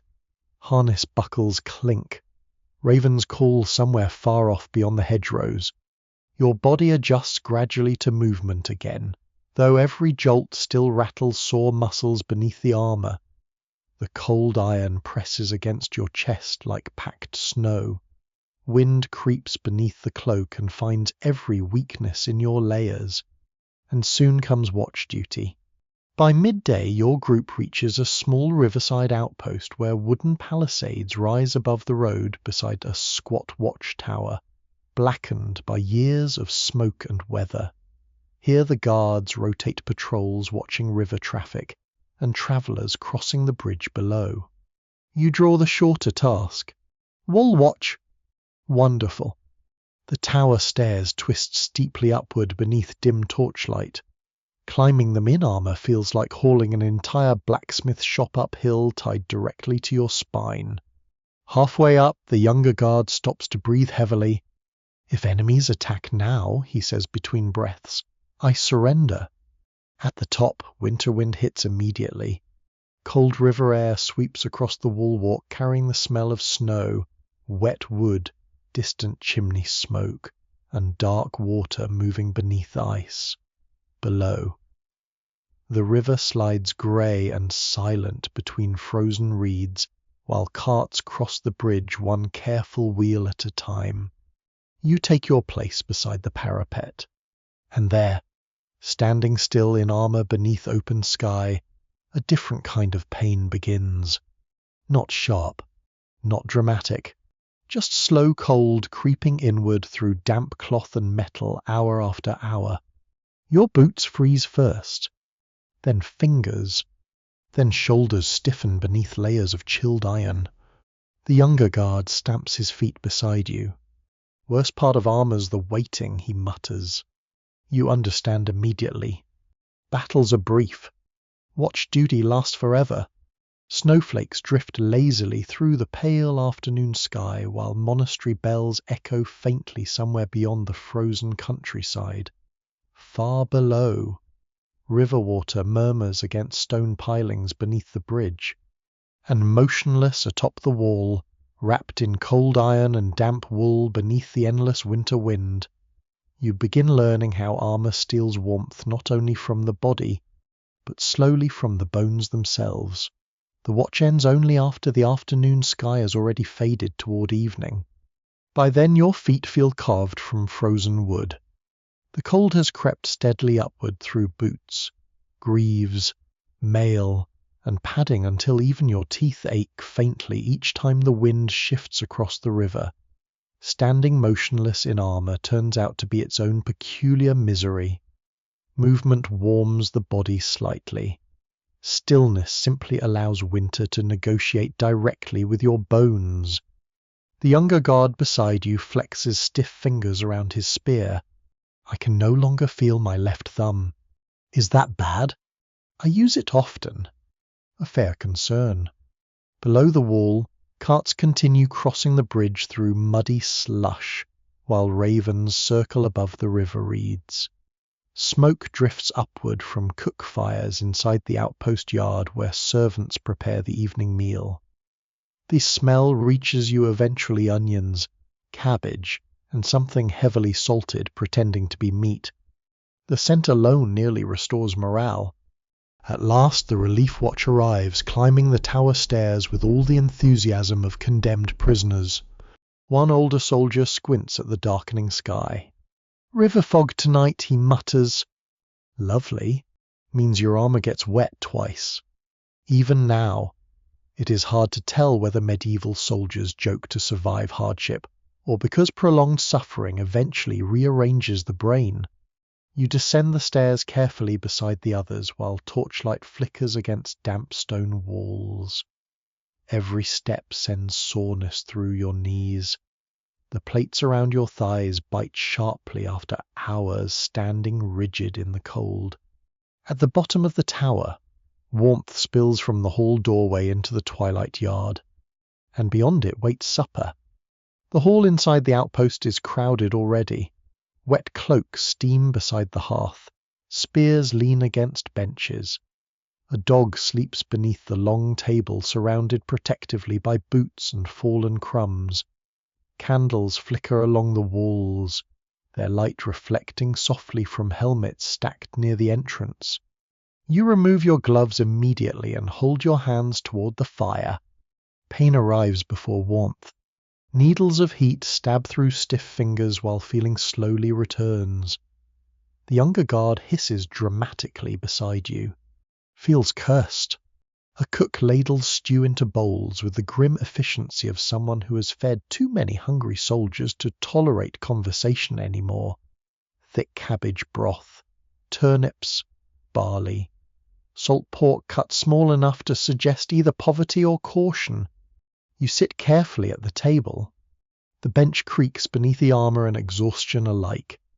Across from you, several guards already loosen straps around their collars and shoulders while eating. One has removed his boots entirely and wrapped his feet in cloth beside the fire. The smell is ambitious. No one comments. The older guard tears bread apart slowly. You ever notice, he says, every feast tastes better after patrol. Everything tastes better after freezing. A younger soldier nods solemnly. I once ate burnt turnips after winter watch and nearly cried. Medieval emotional standards differ slightly from modern ones. The hall grows louder gradually as the evening deepens. Men laugh more easily once stew and ale begins circulating. Someone produces a battered lute missing one string. The resulting music sounds less like melody and more like a cart attempting stairs. Still, nobody stops him. Outside, darkness thickens across the river valley while fog gathers pale beneath the bridge. Wind rattles the shutters. Somewhere beyond the walls, a fox cries sharply through the frozen fields. And slowly, despite the discomfort, the mood softens.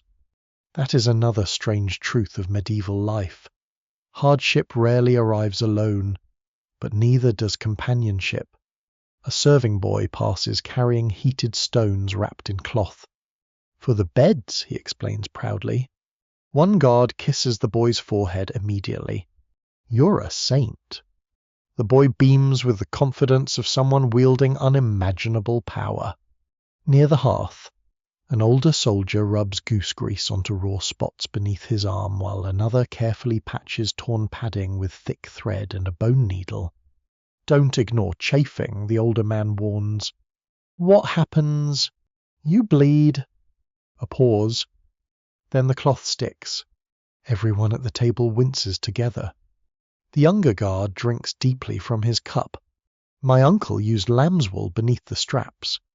Your uncle also believed eels predicted weather. He was correct twice.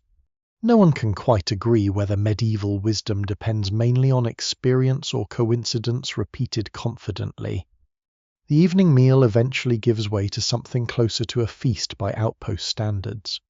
A merchant wagon arriving before dark has traded smoked river fish and honey cakes for safe crossing at dawn. The cook distributes portions with suspicious generosity while men shift eagerly closer to the fire. The honey cake tastes miraculous, mostly because it is not cabbage. You notice now how differently everyone moves once armor loosens slightly for the evening.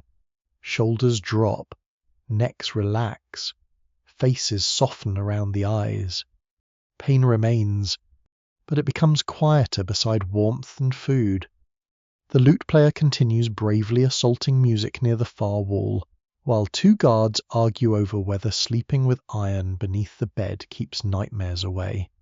Worked for my father, one insists. Your father drank himself unconscious nightly. That also helped. The dog beneath the table wakes briefly to inspect fallen crumbs, then returns to sleep beside your boots with a sigh so deep and content it nearly feels instructional. A priest travelling northward joins the table near the hearth, carrying a small wooden reliquary tied at his belt. For protection, asks the younger guard. For comfort, the priest replies. He opens the tiny box, slightly revealing what appears to be a fragment of bone wrapped in faded cloth. St. Longinus, he says. Does he protect soldiers? The priest smiles faintly. Mostly he reminds them pain ends eventually. That answer settles quietly over the table. Outside, snow begins falling once more beyond the shuttered windows. Soft, slow, the kind of snowfall that muffles roads and rooftops alike until the whole countryside seems wrapped in wool. Later, after supper, servants finally bring heated water for washing. You peel away the upper armor pieces near the fire with slow, exhausted relief. Buckles loosen, straps fall away. The breastplate lifts from your chest at last. The sensation feels almost spiritual. Cold air touches sweat-soaked padding beneath. Your spine straightens instinctively. Bruises along your ribs bloom dark beneath candlelight while red marks stripe your shoulders where the mail rested all day. The younger guard stares at his own bruises thoughtfully. Looks like somebody beat me with furniture. Probably because you wear furniture. Reasonable point. One older soldier applies a paste of vinegar and crushed sage to swollen knees, while another hangs damp padding near the hearth to dry overnight. The hall quiets gradually as men settle into blankets and straw mattresses beneath the rafters. Candles burn lower. The lute finally surrenders. Wind hums softly against the walls while river fog thickens beyond the outpost. You lie back carefully beneath wool blankets, still carrying faint warmth from the heated stones. And there, with aching shoulders slowly relaxing and armor resting silent beside the hearth, you realize something unexpected. The greatest luxury in the medieval world may not be gold or castles or fine horses. It may simply be the brief, beautiful moment at night when the iron finally comes off. The blacksmith's workshop stands near the outer wall of the castle like a permanent argument with silence. Even before sunrise fully reaches the courtyard, the place is awake. Hammer blows ring sharply through the cold morning air. Sparks leap from the forge in brief orange storms. Smoke curls upward, thick and bitter, carrying the smell of coal, hot iron, singed leather, and sweat already gathering despite the winter chill. You approach stiffly after another rough night on the outpost pallet. Your bruises have settled deeper now. Not dramatic wounds, just the slow collection of aches armor leaves behind like unpaid debts. Your shoulders feel rubbed raw beneath the straps. Your hips complain each time you climb stairs. One knee produces tiny cracking sounds whenever bent too quickly. The younger guard walking beside you notices. Ah, he says knowingly, your body has begun speaking Latin. What? Strange, painful noises no one understands. Inside the workshop, warmth hits immediately. Real warmth this time. Fierce forge heat rolling outward against the freezing morning. Apprentices pump bellows beside the fire while iron glows red upon anvils. Tools hang from wooden beams overhead, tongs, hammers, rivet punches, files blackened by years of use. And everywhere lies armor in pieces. Breastplates resting against benches, mail draped over hooks like heavy silver cloth, helmets stacked in rows beneath soot-dark rafters, broken buckles, bent greaves, split leather straps waiting repair. For the first time, you see armor not as noble equipment, but as constant maintenance. The armorer himself emerges from behind the forge carrying a hammer thicker than your wrist. He is broad across the shoulders, grey-haired, and permanently dusted with soot. Burn scars mark both forearms. One eyebrow appears partially missing. The man has clearly argued with fire professionally for decades. He squints at you once. First harness. Yes, I can tell. By the bruises. By the way you stand like furniture betrayed you. A surprisingly accurate observation. The guards lay several armor pieces across a long wooden table for repair and adjustment. Bent buckles, torn straps, a dented shoulder plate damaged during training last week. The armorer grunts softly while inspecting them. Poor fit here. He taps your shoulder strap, that rubbing's from lazy fastening. The younger guard points defensively at another soldier. Not my work. Didn't say it was. You looked at me, though. The armorer ignores him completely. He gestures for you to remove the breastplate. Doing so inside the warm workshop feels wonderful. The weight lifts slowly from your chest while cold air touches damp padding beneath. Steam practically rises from the quilted cloth. The armorer studies the marks along your shoulders carefully. Too much pull downward, he mutters. He adjusts the leather harness with practiced hands while explaining how armor must balance weight across the hips, shoulders, and ribs. Poorly fitted armor exhausts a man twice as quickly. Good armor still exhausts him, merely with slightly more dignity. Nearby, apprentices hammer glowing rivets into place while sparks hiss across the stone floor. The sound never stops. Clang, scrape, bellows breathing, iron singing beneath hammers. The workshop feels alive somehow, like the armor itself continues growing even while unworn.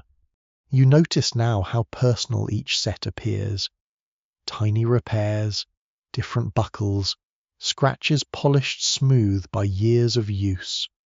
One breastplate bears a faint carved cross near the collar. Another has leather stitched carefully beneath the arms where the owner apparently rubbed himself bloody repeatedly before admitting defeat. No one can quite agree whether medieval armourers function more as craftsmen or very patient physicians for wounded iron. The armourer tightens a strap across your side. Walk. You obey. Better.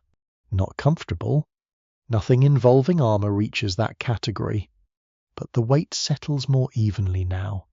Your shoulders protest less sharply. The mail no longer drags quite so viciously against the raw spot beneath your arm. The armourer nods once. Still hurts. Yes. Good. You stare at him. If it stops hurting entirely, he says, you're probably dead. Hard to argue with that logic. A nobleman's squire arrives carrying an ornate helmet decorated with brass edging and faded blue paint. The thing looks magnificent. The armourer inspects it briefly. Cracked hinge. The squire sighs dramatically.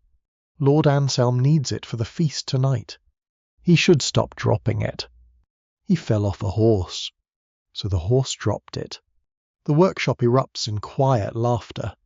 At the rear bench, an elderly mail maker sits beneath a narrow window repairing damaged chain links one ring at a time. Tiny tools move carefully between stiff fingers darkened by soot and age. The work appears impossibly slow. How long for one shirt, you ask? The old man barely glances up.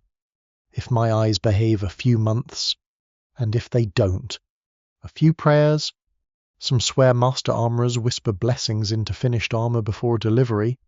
Others claim certain smiths hammer tiny saints' marks inside breastplates for luck. One apprentice insists forged iron remembers anger if worked by unhappy hands. Even now, it is hard to tell whether these beliefs belong to religion, superstition, or simple fear of dying inside badly made steel. The forge roars brighter as more coal feeds the flames. Heat gathers heavily inside the workshop now, making sweat bead instantly beneath your padding once again. Armour truly cannot tolerate moderation, either freezing or boiling. Never peace. The younger guard loosens his collar while examining a rack of gauntlets. Hot as hell in here. A priest visiting the workshop for repairs glances over mildly. Language.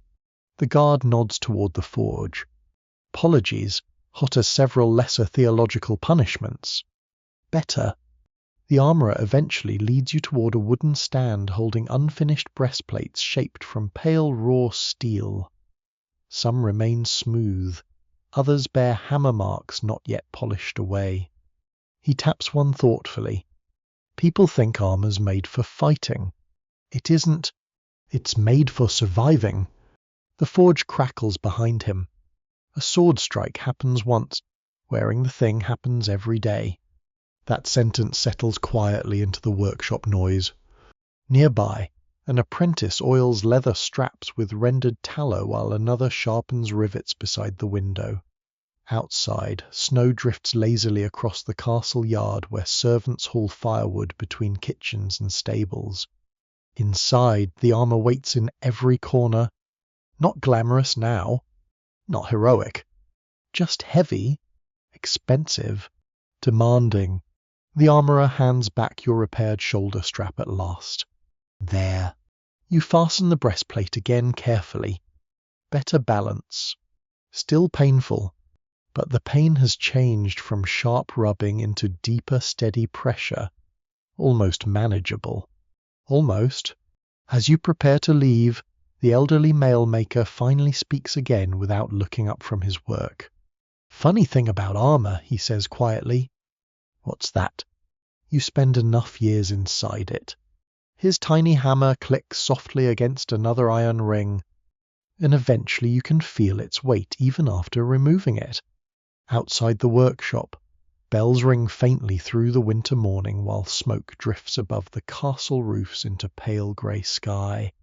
And walking back across the courtyard beneath your repaired harness, you begin wondering whether the old man meant the armour upon the body, or the armour slowly forming around the soul. Dawn spreads slowly across the frozen fields beyond the castle walls. The sky begins pale as watered milk, then deepens gradually toward silver blue while frost glitters over ploughed earth and dead winter grass. Thin mist hangs low above the river banks. Far away, crows move like scraps of black cloth across empty farmland. And once again, you are marching in armour, not riding this time, walking, which proves almost immediately that the human body was designed by God with very different intentions for its knees. The castle gates creak open behind your group while torchlight fades against the growing morning. Ahead stretches a muddy road hardened overnight by frost. Every wagon rut frozen into ridges sharp enough to twist ankles through boots and greaves alike. The younger guard beside you takes 3 steps and sighs deeply. My feet already hate me. Your feet hated you yesterday. Yes, he says sadly, but now they hate me with experience. The road cuts across open countryside where winter fields sleep beneath brittle grass and patches of old snow. Bare trees line the ditches. Smoke rises from distant cottages where villagers begin their morning fires, while monastery bells drift softly through the cold air from somewhere beyond the hills. Everything feels still, except your armour. The mail shifts constantly against your shoulders with every step. The plates around your thighs knock softly together. Your boots sink into half-frozen mud while straps creak and leather stiffens in the cold. And after only half an hour walking, sweat begins gathering beneath the padded layers once again. Armour truly believes in suffering through all climates equally. The older guard leading the group walks with careful, steady rhythm developed over years. Short steps, balanced posture, energy saved wherever possible. You learn eventually, he says without turning. Armour punishes wasted movement. The younger guard kicks frozen mud from his boot. So does life. Reasonable philosophy before sunrise. You continue along the road while dawn fully awakens around you. Farmers appear in distant fields carrying bundles of firewood. A shepherd wrapped in a fur-lined cloak drives sheep slowly across frost-hardened grass. Ravens perch along fence posts watching travellers with the calm judgment of tiny feudal landlords. The cold bites harder in motionless places. When the road dips beside woodland shadows, icy air settles beneath your cloak and crawls directly through the armour seams. Your fingers stiffen inside gloves. The metal breastplate turns cold against your chest again despite the warmth trapped beneath your padding. One moment sweating, next moment freezing. No one can quite agree whether armour protects men from enemies mainly by ensuring no worse suffering remains available. The march slows eventually near a broken wagon abandoned beside the roadside ditch. One wheel lies split clean through. Frozen turnips scatter across the mud like forgotten stones. A pair of merchants struggles nearby attempting repairs while muttering prayers probably not approved by local clergy. The older guard pauses. Need help. The merchants stare hopefully at the armoured group. Then one notices your expressions. Actually, he says carefully, perhaps emotional support is enough. Still, everyone stops to assist because medieval roads operate largely through shared misery. You bend awkwardly beside the wagon trying to lift the broken axle. Instant mistake. The breastplate crushes into your thighs. Your shoulders strain beneath shifting mail. Something near your lower back produces a small alarming pop. The younger guard hears it. You alive? Uncertain.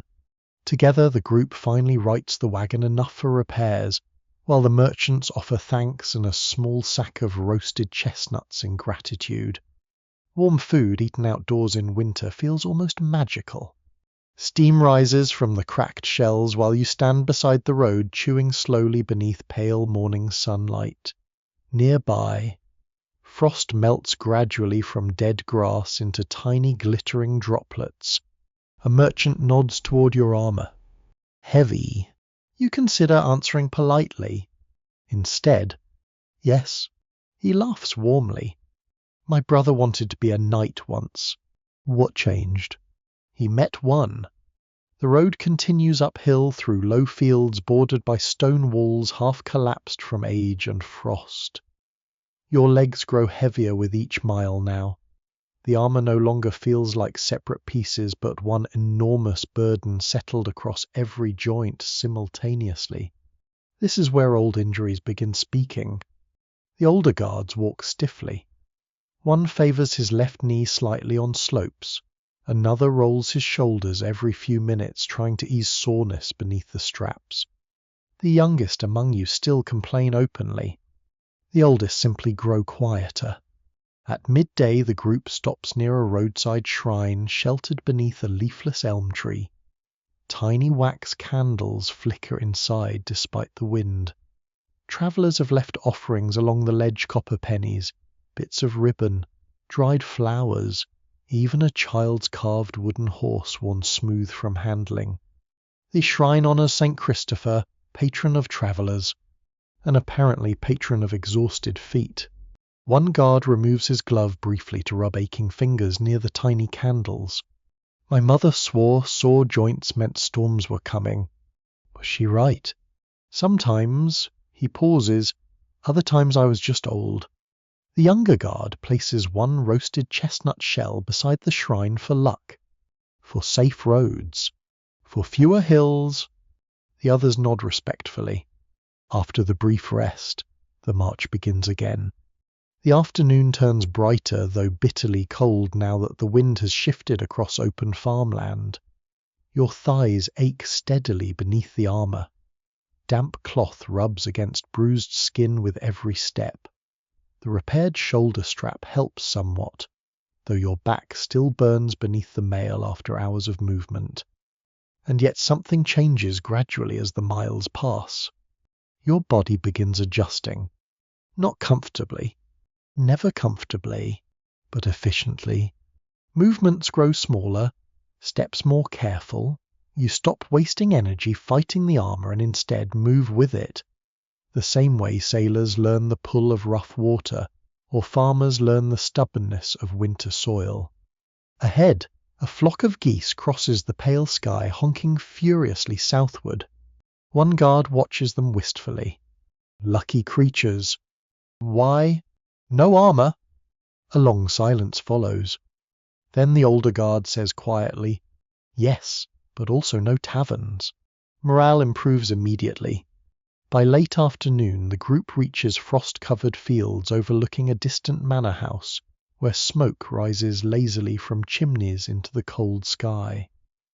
The sight alone feels comforting after endless muddy roads and frozen wind. Home, or something close enough for tired travellers. The younger guard stretches painfully while looking toward the distant rooftops. You know the strange part. What? When I first wore armor, he adjusts the strap beneath his shoulder. I thought the pain would mean I'd become stronger. And now, he smiles faintly. Now I think the pain mostly means the armor is working. The sun hangs low above the frozen countryside while monastery bells echo softly from somewhere beyond the hills. Frost glimmers silver across the fields. Smoke drifts upward from cottages settling into evening warmth. And beneath layers of iron, leather, wool, and old bruises, you continue the slow, weary march through the medieval world, one aching step at a time. By the time you return to the castle, dusk has already settled across the valley. Torchlight flickers along the walls. Smoke drifts from the chimneys in long grey ribbons against the darkening sky. Somewhere beyond the outer gate, dogs bark at travellers arriving late before the night watch closes the roads. The courtyard glows with familiar winter life. Stable boys hurry through patches of muddy snow carrying feed buckets. Kitchen servants cross between buildings balancing loaves of coarse bread wrapped in cloth. A monk argues gently with a guard about whether geese truly belong inside the chapel yard again. Apparently this debate has history. And above everything, bells ring faintly through the cold evening air while ravens gather black and silent upon the roof lines. Your body hurts in ways now difficult to separate individually. Feet, shoulders, knees, lower back. The ache has become less like pain and more like weather surrounding you constantly beneath the armor. The younger guard trudges beside you through the gate tunnel. I think my spine has shifted. You still have one, spiritually uncertain. Inside the courtyard, activity clusters around the tilt yard near the western wall, where knights and squires continue practicing despite the fading light. Torches burn along the fence posts, throwing orange reflections across shields and helmets. You pause near the edge of the yard while the others head toward the barracks. The training continues with dull, relentless rhythm. Wooden practice swords strike shields. Lances splinter. Boots slide through mud churned thick by hours of drills. And everywhere there is exhaustion. Not heroic exhaustion either. Real exhaustion. Bent shoulders. Muddy hems. Men stretching sore wrists between sparring rounds while squires tighten straps and rebuckle loosened armor beneath torchlight. A young knight rides past on a sweating horse, barely keeping balance after a rough lance impact. His squire rushes forward, adjusting the saddle while another servant offers watered wine. The knight removes his helmet. He cannot be older than 20, and already he looks profoundly tired. An older instructor limps slowly through the yard, correcting stances with a wooden staff tucked beneath one arm. His nose has clearly been broken several times across several decades. Again, he calls. The younger trainees groan softly. Again. No one argues. You move closer beside the fence while frost begins settling across the darker corners of the yard. Nearby, a blacksmith's apprentice collects broken practice lances into bundles while muttering about wasted wood. The instructor notices your armor immediately. New harness. Recently adjusted. Good. He points toward a young trainee clutching his shoulder nearby. Poor fit ruins more men than swords. The trainee winces while rotating his arm. Mail has rubbed the skin beneath his collar raw enough to stain the linen red. Another boy nearby walks stiffly after falling awkwardly during mounted practice. A third sits near the torch rubbing bruised ribs beneath loosened straps. No one receives sympathy, only advice. Pad the shoulder better. Loosen the belt one notch. Stop locking your knees. Armor pain here is treated like rain or hunger, unfortunate but ordinary. A squire passes carrying helmets stacked in both arms. One slips. The crash echoes across the yard loudly enough to silence everyone briefly. The instructor closes his eyes. That, he says quietly, cost more than your father's farm. The squire looks ready to flee into monastic life immediately. Nearby, two older men-at-arms warm their hands over a brazier while watching the younger fighters continue drills. One thing nobody tells boys, says the first. What's that?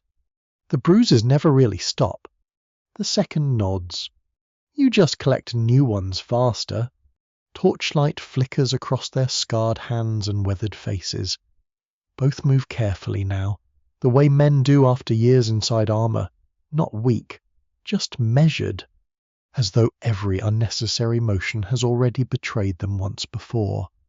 The training yard smells of mud, horse sweat, leather oil, smoke, and cold iron. Snowmelt glistens beneath boots and hoofprints alike. Somewhere beyond the walls, wind moves softly through bare winter trees. A mounted practice begins again. Two riders lower blunted lances and charge across the muddy yard beneath snapping torchlight. The impact rattles through wood and armor together with a heavy crack. One rider stays seated. The other tumbles sideways into the mud with a noise resembling furniture thrown downstairs. Everyone watches quietly. The fallen rider eventually lifts one hand. Alive. Good enough. Two squires haul him upright while he groans beneath the weight of his armor. Can't breathe, he wheezes. The older instructor nods calmly. That means the breastplate worked. A remarkably medieval interpretation of success. The younger guard rejoins you near the fence carrying cups of heated ale spiced faintly with cloves.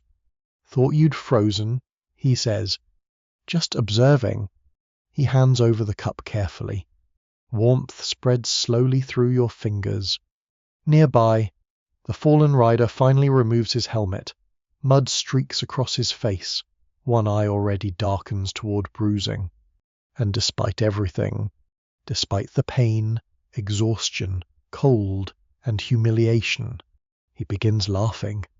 Not loudly, just tired laughter shared with the others, while squires scrape mud from damaged armor beside him. No one can quite agree whether knights train for battle or merely develop the ability to endure embarrassment publicly. The instructor calls for another round. The younger trainees groan again but return to position beneath the torches. Watching them now, you begin understanding something strange about armor. It does not transform men into heroes. It transforms ordinary discomfort into constant companionship. The weight becomes familiar. The bruises become expected. The exhaustion becomes woven into daily life alongside bells, weather, and prayer. Even the sounds become comforting, eventually straps tightening, buckles clinking, mail whispering softly during movement. A life measured in iron. Snow begins falling lightly across the yard once more. Tiny flakes drift through torch smoke while the final practice rounds continue in the growing dark.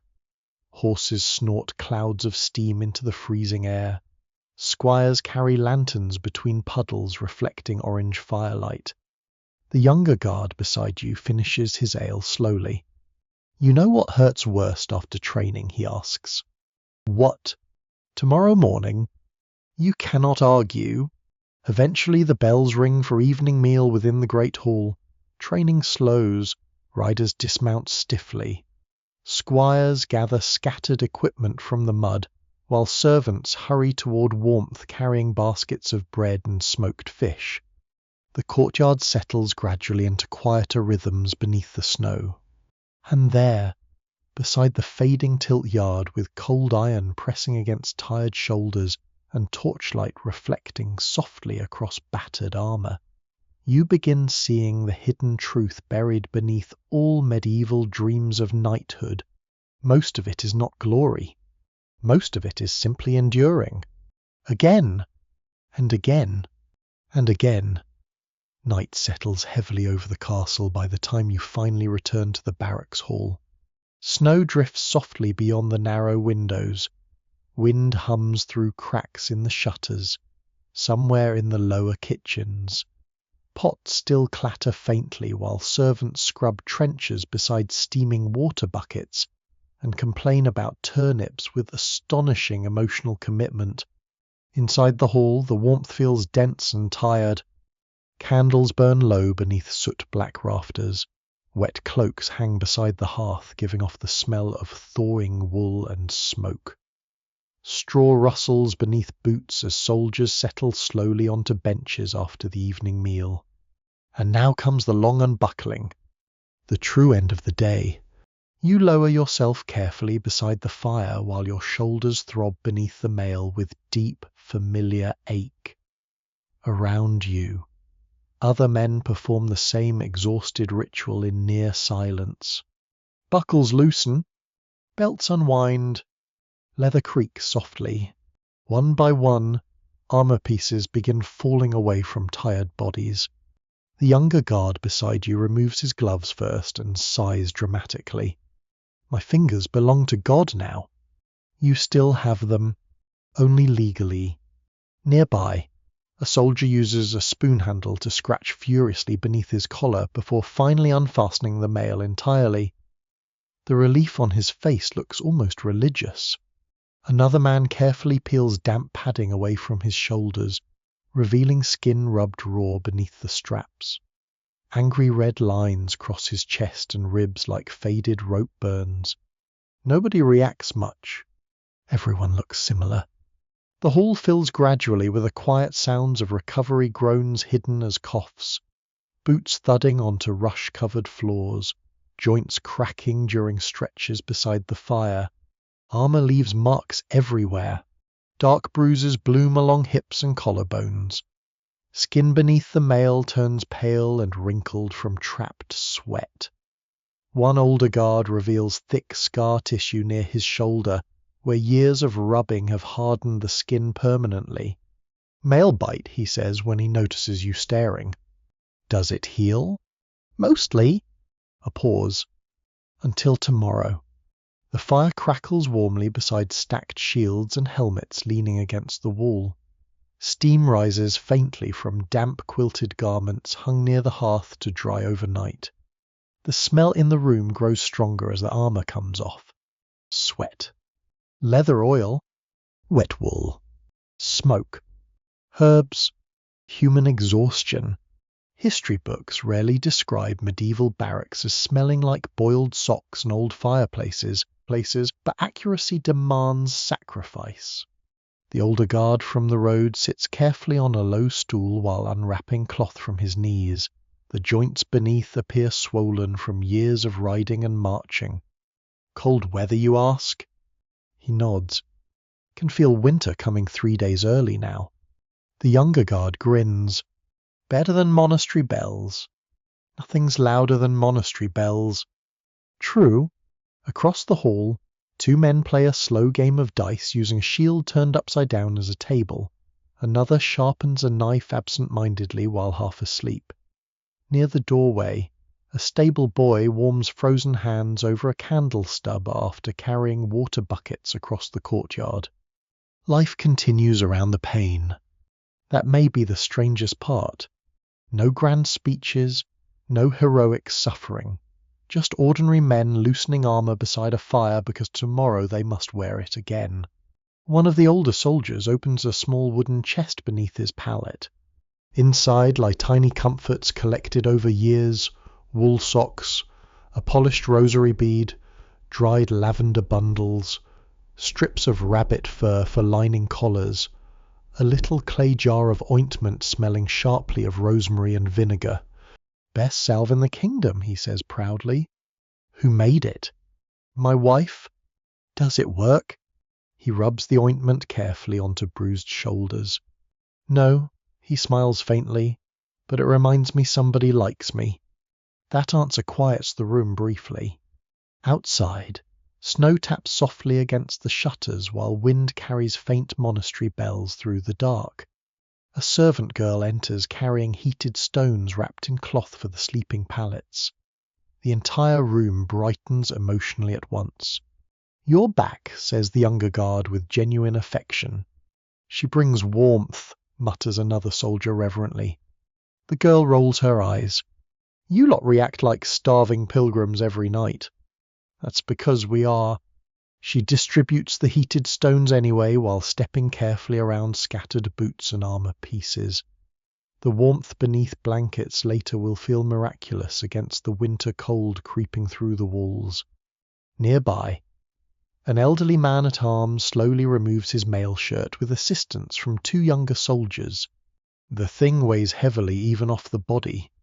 His shoulders beneath are bent slightly now after decades carrying iron. "You ever miss it when it's gone?" you ask quietly. He thinks for a long moment before answering. "Sometimes." The room stills slightly around the fire. "Not the pain," he continues, "but the feeling." "What feeling?" "That you're ready." No one can quite agree whether armor protects the body more than it comforts the mind. The old soldier flexes scarred fingers near the firelight. "You wear it long enough," he says, "and without it you feel strangely unfinished." The younger guard stares at his own bruised hands thoughtfully. "That sounds unhealthy." "Very." Soft laughter rolls through the hall. The candles burn lower as night deepens. One by one, men settle beneath wool blankets upon straw pallets lining the walls. Some whisper prayers before sleep. Others simply collapse sideways, still smelling of smoke and iron. You finish loosening the last straps at your shoulders. And finally, the mail shirt lifts free entirely. The relief spreads through your body in slow waves. Your spine straightens naturally.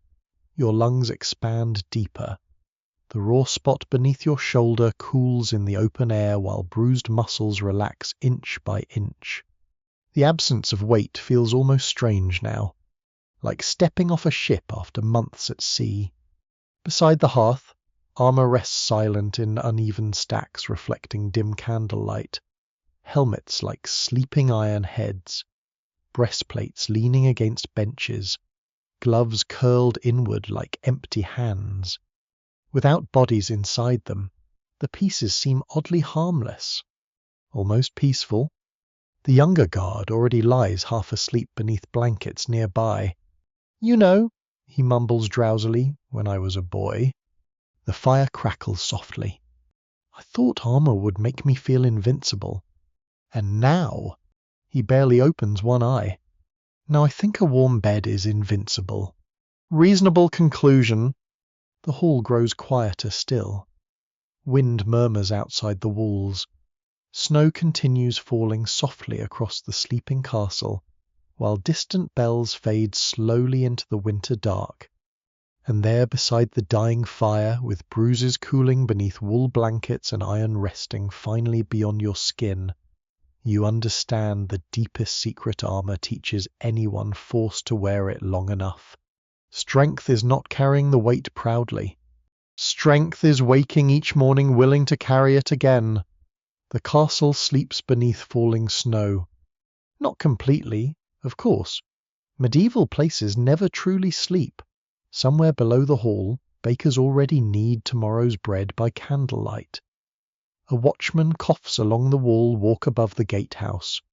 Horses shift softly in the stables, their breath steaming in the cold darkness. But compared to the noise and labour of daylight, the night feels hushed now. Gentler. You lie beneath thick wool blankets near the dying hearth, while the last embers glow red beneath ash. Around the barracks hall, Sleeping figures rise and fall softly beneath blankets and cloaks. Armor rests nearby in silent heaps, catching faint firelight along scratched metal edges. Without bodies inside it, the iron seems strangely tired too. Your shoulders still ache. So do your knees. The bruises along your ribs pulse faintly whenever you breathe too deeply.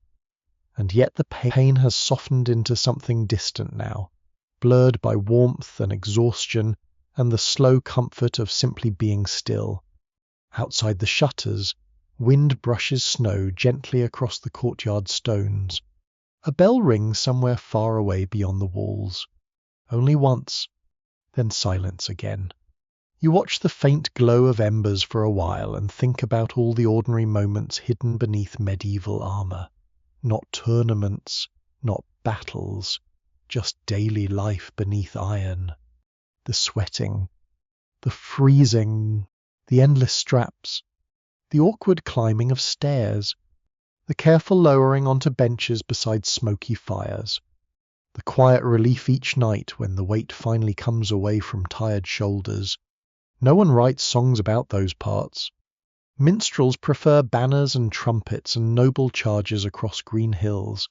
They do not sing about raw skin beneath mail collars or numb fingers fumbling frozen buckles before dawn. They rarely mention how armor smells after 3 days of rain, or how every old soldier walks carefully by winter because his joints remember old marches better than his mind does. And yet those small discomforts are the truest parts. The real texture of life. A nearby soldier turns in his sleep, mumbling something about horses before settling again beneath his blanket. Across the room, the younger guard snores lightly with one arm hanging from the pallet toward the floor, where his boots wait beside a half-dried cloak. The heated stone beneath your blanket has cooled now, but still carries a trace of warmth against your feet. Beyond the hearth, the old man-at-arms who spoke of feeling unfinished without armor sleeps curled near the wall with his scarred hands folded across his chest. His mail shirt hangs beside him from a wooden peg, silent and heavy in the candlelight. Perhaps tomorrow before dawn he will lift it over his shoulders once more without complaint. Perhaps he has done so thousands of mornings already. No one can quite agree whether men grow stronger from such burdens or simply quieter beneath them. The fire settles lower. Soft orange light flickers across the rafters blackened by generations of smoke. You can still smell traces of the day lingering in the hall, damp wool drying slowly. Leather oil, old straw, extinguished candles, traces of onion broth from supper long ago. Outside, snow continues falling steadily across the sleeping castle.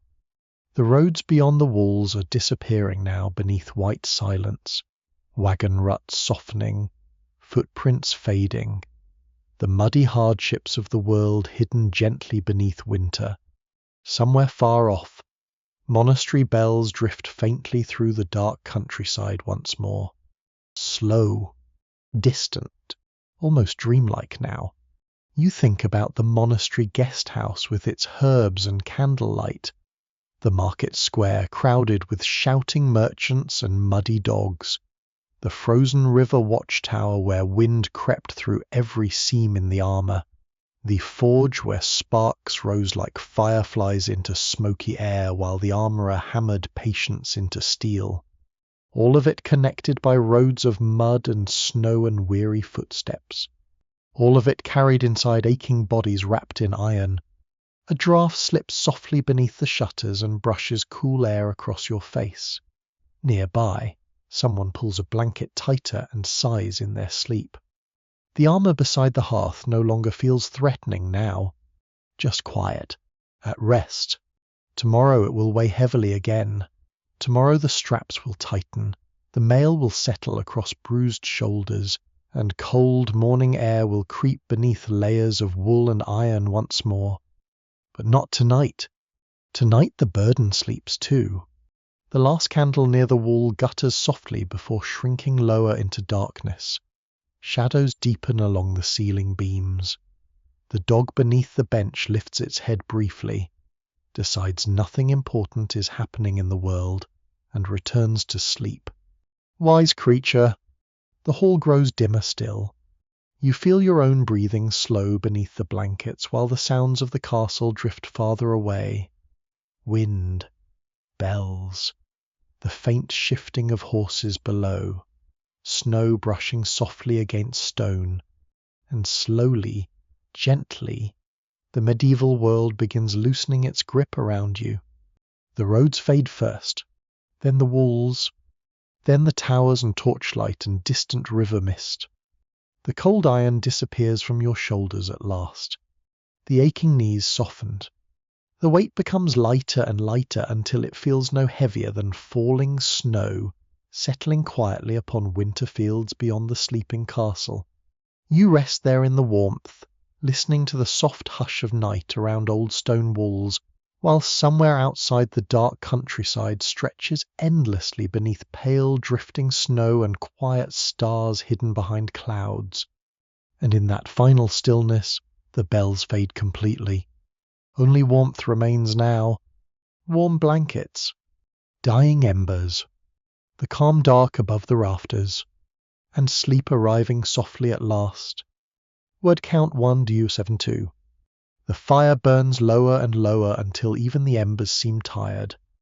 The last sounds of the castle soften into tiny distant murmurs beneath the snow, the slow creak of timber beams, the rustle of straw beneath sleeping bodies, the far-off murmur of wind crossing frozen fields beyond the walls. You lie still beneath the blankets while warmth settles gently around every ache the armor left behind. No more marching tonight. No more straps tightening in the dark before dawn. No more cold iron pressing against sore shoulders while bells pull men from sleep into another winter morning. The armor rests quietly beside the hearth now, empty and harmless in the fading firelight. The scratches across its surface glow faintly red for a moment, then disappear back into shadow. Outside, snow continues drifting over roads and rooftops alike, covering the mud, the wagon ruts, the footprints, the signs of labor and wear. The whole medieval world seems softer beneath it. Even the wind has grown calmer. You breathe slowly, deeply, while the cold stone walls hold the night close around you, somewhere far away, perhaps near a monastery hidden beyond the hills. A final bell rings once through the darkness and fades into silence. And that silence feels kind. The dogs no longer bark. The horses no longer stamp in their stalls. The watchman's footsteps have become distant enough to sound almost like rain. Everything settles. Everything rests. The long roads, the frozen rivers, the crowded markets, the smoky halls, the muddy gatehouses, the weary soldiers and bent old armourers, all of it drifts gently away into the dark like smoke rising from a dying fire. And here, at the end of the long medieval night, with the snow falling softly beyond the shutters and the last warmth of the hearth against your tired bones, you finally let the weight go completely.